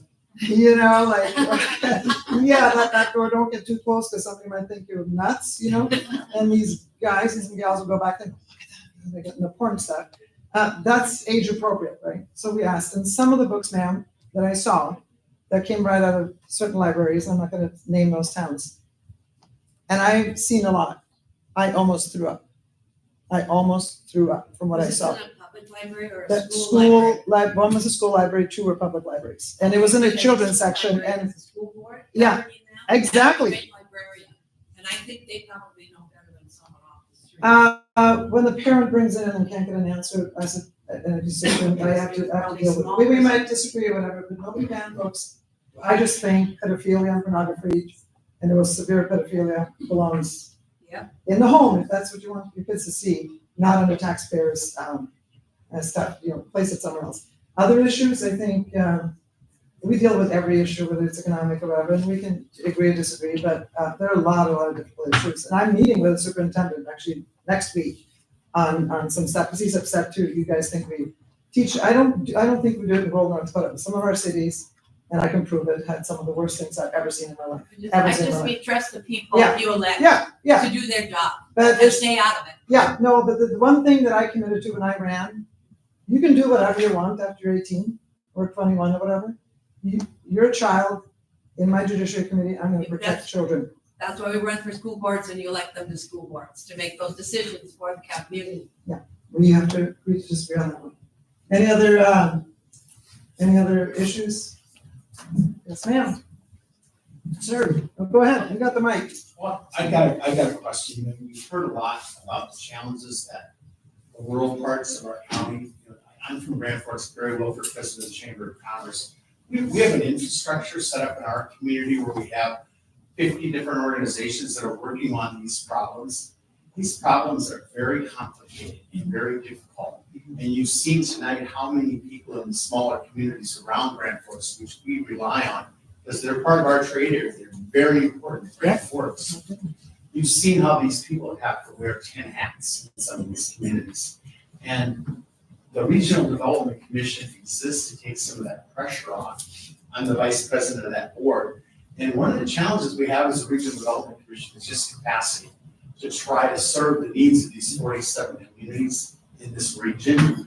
And I'd ask you, do you have any thoughts on what maybe the state could do to maybe help the 8 regions from a capacity perspective to help the small towns in our region?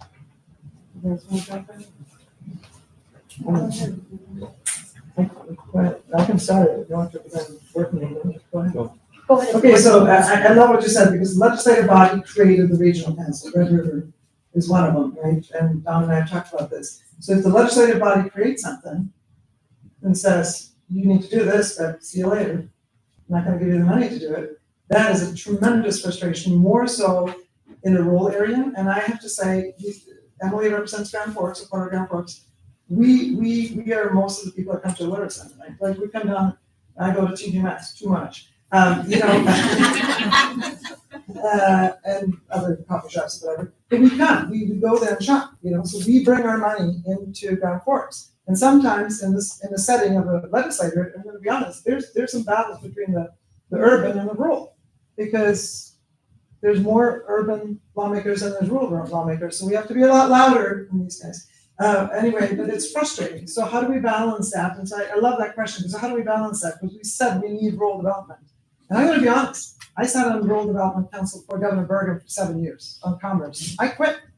I said, I'm done. I was the only lawmaker appointed by Bergen, 4 sessions or something, to sit on the Rural Development Council. We did nothing. Now commerce is gonna get mad at me. We did nothing. We sat and talked grand ideas, wonderful things, data, lots of data, wonderful. Zero came in to our district. 0. I didn't see any. And I'm like, this is a joke. So that's my experience. So you're right. We're failing the rural areas. And I love what Dawn said. We are as big as West Fargo. So if you need housing, what's the difference between you needing housing and somebody in West Fargo needing housing? So the government, and I think I'm very close friends with Armstrong. I think we're going to look at these things. We're going to be creative. We're going to try and work together. And he has promised me as a governor to be more active in rural areas. And also I promised that we're going to start a rural caucus in the Senate and the House. That's the first time I've said anything about it. So now the elephant's out of the bag. She doesn't get to go on there. I'll hear about it. She's a great lawmaker. He'll get to be on it. But we have to put our resources together and say, if we mandate that you do this and develop this, and we're not going to help you, we might not agree on everything. I love this lady standing up. She and I didn't agree. That's great. That's iron sharpening iron, right? And we might not agree on everything with Don or what you guys want to do here, but we're going to try. I serve on being on the HR section. My mind starts going to our senior citizens, our long-term care, the people that are serving them. People want to stay in their houses longer, but not having the staff to go in, even in the long-term care centers and facilities, or into the house. And so we had a study done, And the consulting firm that was hired, they literally went down the interstate, didn't go off into our rural communities, and that is where majority of our long-term care facilities are. They did a couple phone calls, I think like 9 phone calls, and to me it was just, it's infuriating, like, do we really pay for this study to be done? And so again, it's another one of those things where we're gonna have to roll our sleeves up and look at the rural needs in our state, because I may be from Grand Forks, but I'm listening, I'm paying attention, and my head's on a swivel, because we serve everyone at the state, not only in our district, but how are we going to address these needs that need to happen? From my standpoint, I think I kind of want to key on what Congressman Armstrong said. And as a legislature, we've been trying to grow the economy, and we do have a role in that. But the time has come, whether I think in all sectors, to become more operational than aspirational. And that requires some hard work and some tough decisions to be made. One of the things that I thought was really key, in one of the committees that I serve on in the interim, we were reviewing House Bill 1158, which was the tax package, the largest tax relief package that was ever passed in North Dakota, during the 2023 session. And part of that was the primary residence credit of $500. Now, we got a piece of information that we hadn't had. When we put it together as the legislature, nobody had any idea how many primary residences there were in North Dakota. So through the application process, we guessed that it would be around 200,000, well, somewhere around 165,000 residents applied for the credit. And they were the tax department was up talking and having a conversation about this. And, that was just going to be it. So I just had to ask the question. I'm like, do we have any idea what the demographics look like this from an age standpoint? So they took and went away, came back the next meeting and reported on that. And, from the age 25 to 35, I can't remember the exact numbers, but, as a graph, you're going up, and you think once you get to 35, it should increase. But 35 to 45 did increase. But once you hit 45 to 55, my age bracket took a tremendous dip in people that applied for it. And then 55 to 65 had another lead, and also 65 and over. And that really kind of hit home to me, because being in that 45 to 55 age bracket, we did a really good job of exporting kids out of communities there. And you can see by the rise in home ownership from 25 to 35, 35 to 45, we've reversed that trend, and we need to continue to do that. But I can think of 4 kids in my high school class, myself and 3 classmates that stayed in the community right after graduation. 2 of us are farmers. One of them married a farmer, so a pretty captive audience. But and the other one works for the local co-op. But that being said, I think we do a good job trying to keep people in their homes, as you alluded to, as long as they want to be there, through things like homestead tax credit. We've removed the asset test on that, so helping out where we can and holding political subdivisions harmless when we do it. I mean, that's a way to keep people in their homes. But we also have to realize that it is a double-edged sword, because the longer somebody stays in their home, the less housing stock is on the market for those that are just starting out. And I think it's been illustrated today, the cost of building. Maybe the Lego house is the answer. I mean, why not try it? We've done crazier things. So, and that's kind of a long way to get back to your question, I think it's, focusing on the operational things, and as a state legislative body, we really hate unfunded mandates from the feds, and we really need to stop and think about what we're doing when we do some of these things, because basically what happened there is an unfunded mandate. Just to kind of branch off of that too, one thing that we have, some of the stuff that gets into the media is, the buzzwords, the crazy things that happen, or someone said something asinine. It's like, okay, they really did say that, it's on the front page of the paper. But as legislators and some of the programs and stuff that we fund, there's no communications person behind it to get the messaging out about the good things that are happening and doing. And when you want to call and talk to a legislator, we don't have interns or staff. I'm the intern, I'm the staff, and try to get back to things as fast as we possibly can. But getting to, the appropriate people, the information, that we are passing. I think of, I have a 5-year-old and a 2-year-old, and I had my 2-year-old 2 months before session started, and I'm thinking in my head, when we did the childcare package, as a mom, where would you target me for messaging? In the grocery aisle, put, the cards there, hey, these are program opportunities. We have to figure out how do we get it right in front of the people. We can't do, mailers out to every single citizen because it might not reach them. They just might throw it away, or they don't check their mail weekly or monthly. Some of them prefer email or text message. So I think utilizing those channels and getting, communications people along with the programs that we're implementing in place as well. Well, I think we're getting close to the end here. It's getting kind of late, but we have one more question, I think, and then I'll try to wrap it up. 2 more. Okay, 2 more, and then I'll try and wrap it up. Sure. I'm Kristi Britnell, and I currently represent Walsh County as a commissioner. I have 2 questions, if I can. The first one is, we talked about housing and childcare and the fact that we have the jobs and we need people to come, but we need these other things first. We also take great pride in our community and safety. Yeah.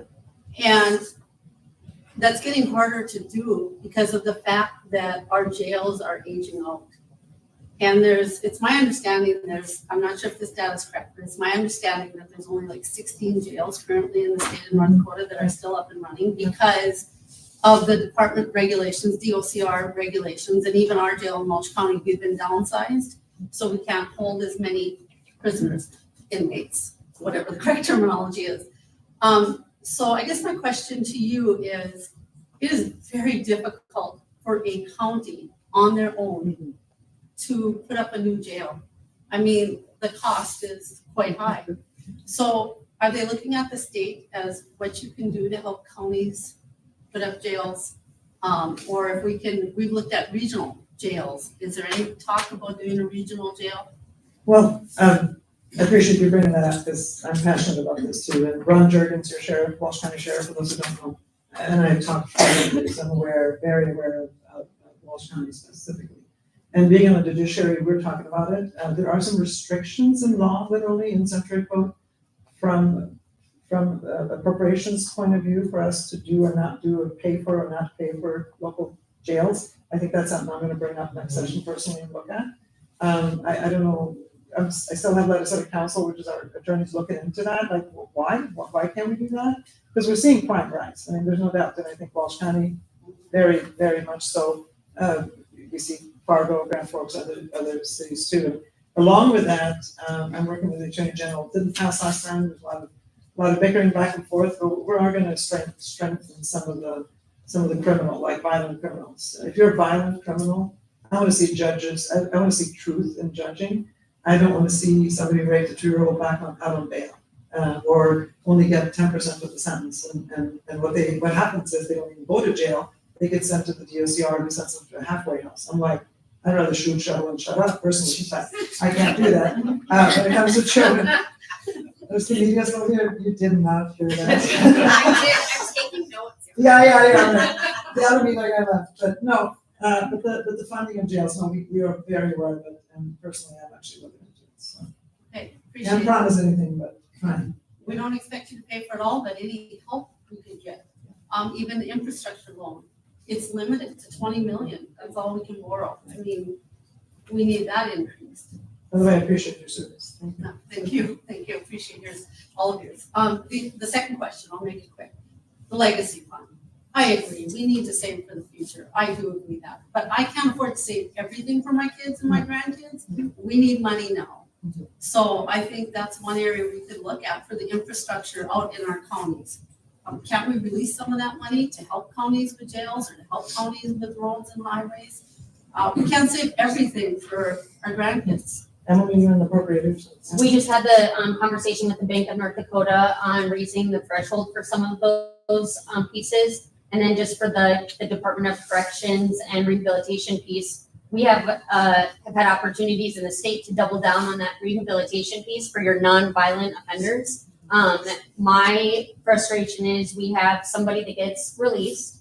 I'm willing to give somebody 600 chances if they're willing to help themselves, but you've got to be willing to help yourself. And then we give them a housing voucher. They take the voucher, they covers the first month, then they're not paying the second month, third month, fourth month. Those landlords don't have any rights to go through the process of the eviction until it hits a certain point. And then, it's so far gone with drugs in there. Our parole and probation officers are so bogged down with caseloads that they can't keep up with it. And so we 100% need to have those conversations of our judicial branch, our Department of Corrections, our parole and probation officers.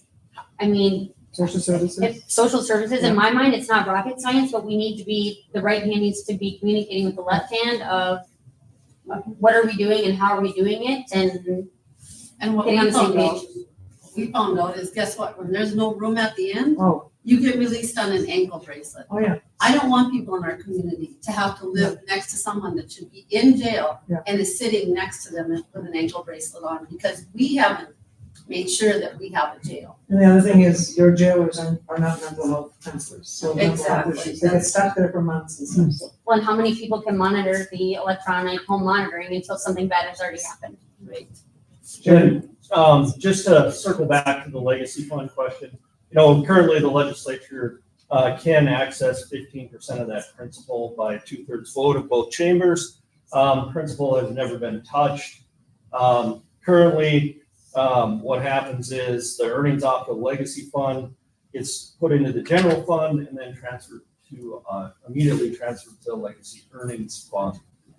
And we have been utilizing that to, 483? It was up to next session up to 600. Yeah. So it's been growing, as that legacy fund balance grows, that earnings should grow. So we're utilizing that and trying to direct that to some high impact areas. One of the first things that happens is $100 million of the earnings goes directly back to principal. So you grow that fund. One of the other main uses is to pay for infrastructure improvements that we've bonded for, either in the western part of the state or in the eastern part of the state. So we are using those funds to provide help at the local level, but something that isn't always advertised as helping, political subdivisions out. So. Well, I think I speak for all three of us when I say we are extremely grateful to serve. We're extremely grateful to represent you guys. And one more question, two more questions? If you guys want to, We'll be around. We'll be around afterwards too if you want to ask us personally. But Don, no? All right. This is really quick. I'm Mike Hansen, the director of North Valley Career Technology Center, located up at Grafton. We just built a satellite, so thank you so much for the funding. The legislature has been very good to career tech area. So one thing I was going to talk about is our workforce gap that everybody is well aware of, and it's blaring, right? So I think I've been all over the country speaking on how to get kids into the workforce, and it's been very good. But I continue to think of the stress that we have with the lack of people in our buildings to be able to help with that. And you did give some funding for workforce learning coordinators, and I think that has been a huge benefit. But we're still short. We just don't have enough people. The workforce gap, I think, was best said, that the best way to fill the workforce gap, Pat Burke said, is for our 16 to 18-year-olds, because we don't have any other people. We just don't have enough adults to work all the jobs that we have open, so we need to start them when they're 16 to 18-year-old to fill a lot of that gap. And we've been able to do so with our work-based learning coordinator, but focusing mainly in the Grafton area, we've had some outreach, but if we could get more funding to help us get people in other rural areas to help organize that would be a huge benefit. So it's always asking for more, right? I get it. But it has been successful and it's been proven to be successful. So I guess that's one of the things that I'm concerned about is the continued momentum for current tech ed and the workforce gap should be filled by high schools, high school age kids. And then you've given us a lot of money to build these beautiful facilities and create some great opportunities. But we've had a teaching opening for 2 years because our teachers just don't make enough money. So to be able to get more money to be able to pay our teachers, giving grants is great, but that's one time. We can't, as school administrators, hire somebody out for one-time grant. So that was a big question there. Well, But I think you're an example of a great story, your leadership in Grafton. And so what I tell people all the time, well, first of all, talk to your lawmakers, I happen to be yours, but when you, of course you're gonna ask. I mean, that's, and we can't sit here today and promise anything because we don't know what the landscape is gonna look like by January 7th or whatever we start. However, what I always, and I might have told you this before, but I tell people all the time, come down to Bismarck. Donna heard me say this 100 times. Tell a story, tell a good story. Alex Bada wasn't here today, but it was the food desert thing. We did that bill. Actually, Carla Rose Hansen and I co-sponsored that, which is another story. She's very liberal Democrat. I'm very conservative Republican. We work together all the time. So don't believe what the media says that we're not friends. I think everybody down there tries to do the best. But come and tell that story and show the pictures. That's what Alex and these guys in Park River did. And we sit there as lawmakers. I get goosebumps every time I say this because we sit there and we're not the experts. We're just elected to represent you part-time, right? Come and tell me a winning story. Like Vikings are 4-0. Can you believe it? Like I'm buying a season ticket. Or 5-0.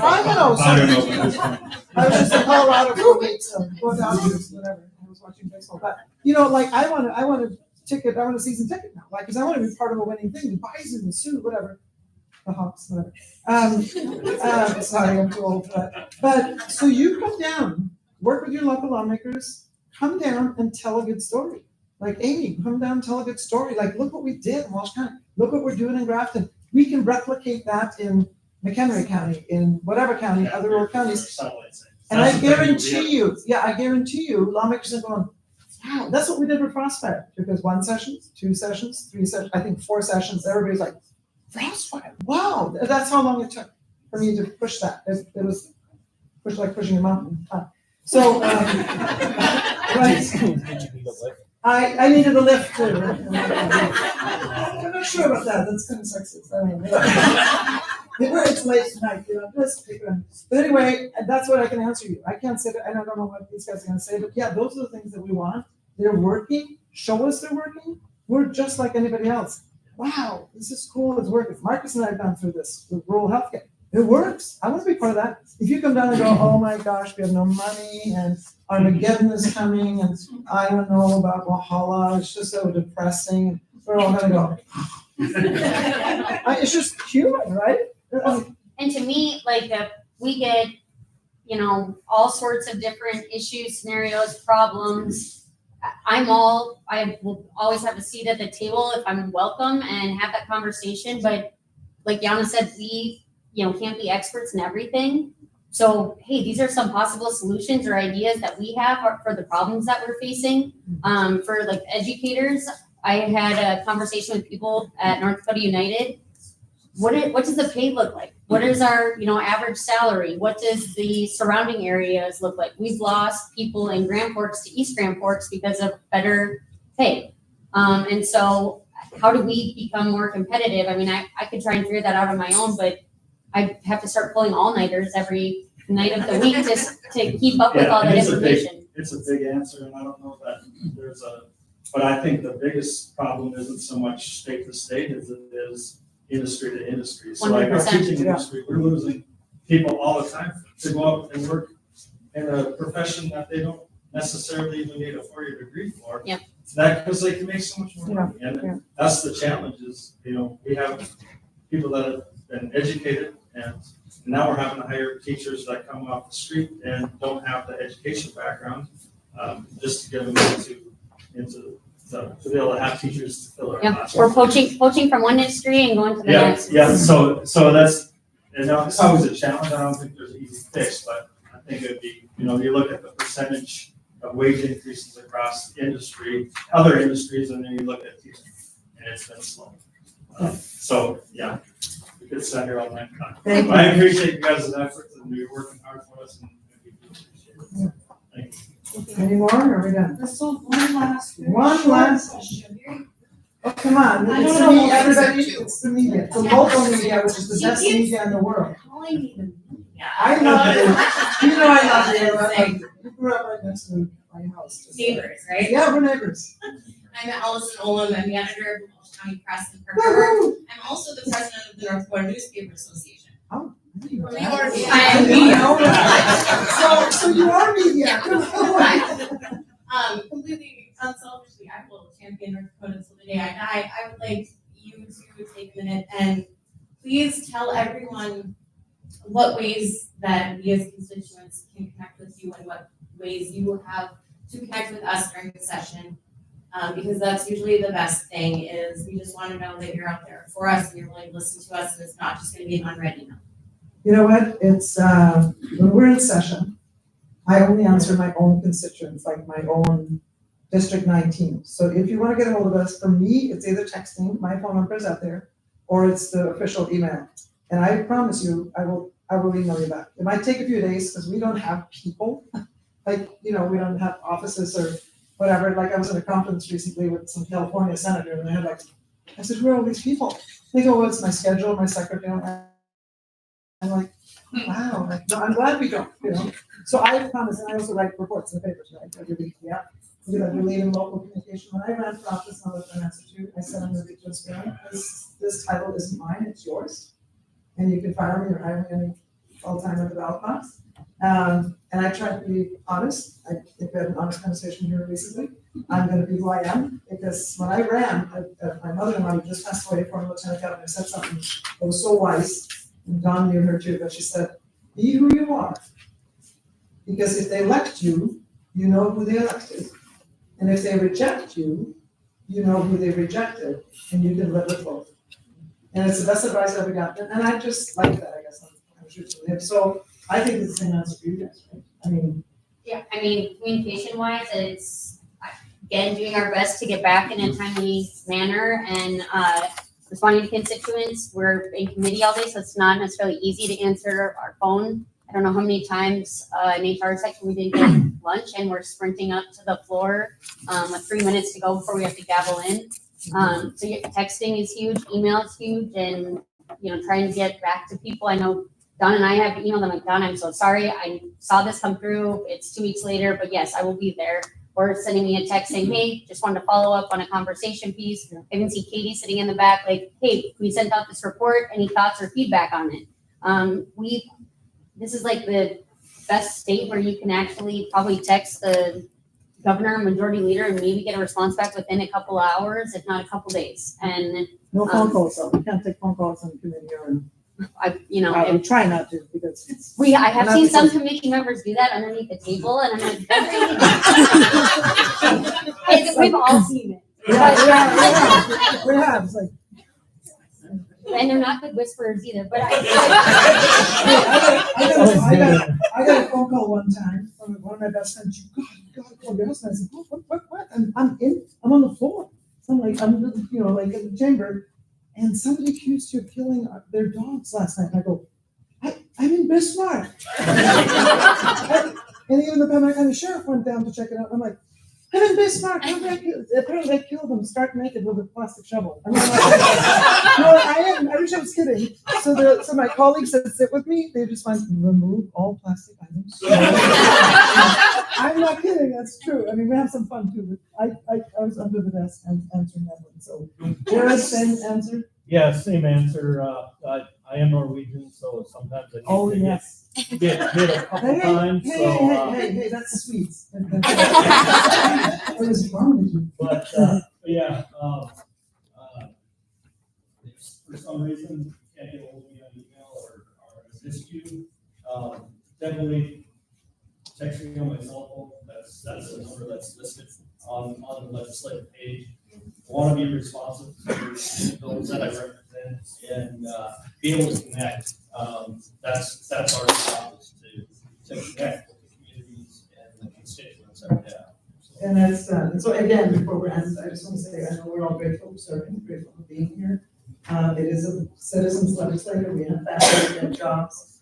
We don't do this full time, which is great, which I think is how the founding fathers intended it.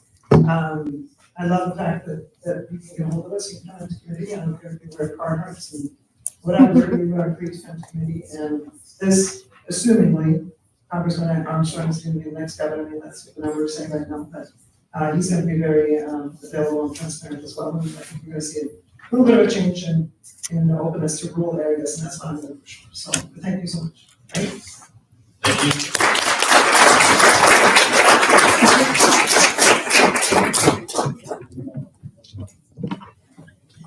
Thank you so much. Thank you so much. So I just want to thank you for allowing me to be your MC for this evening.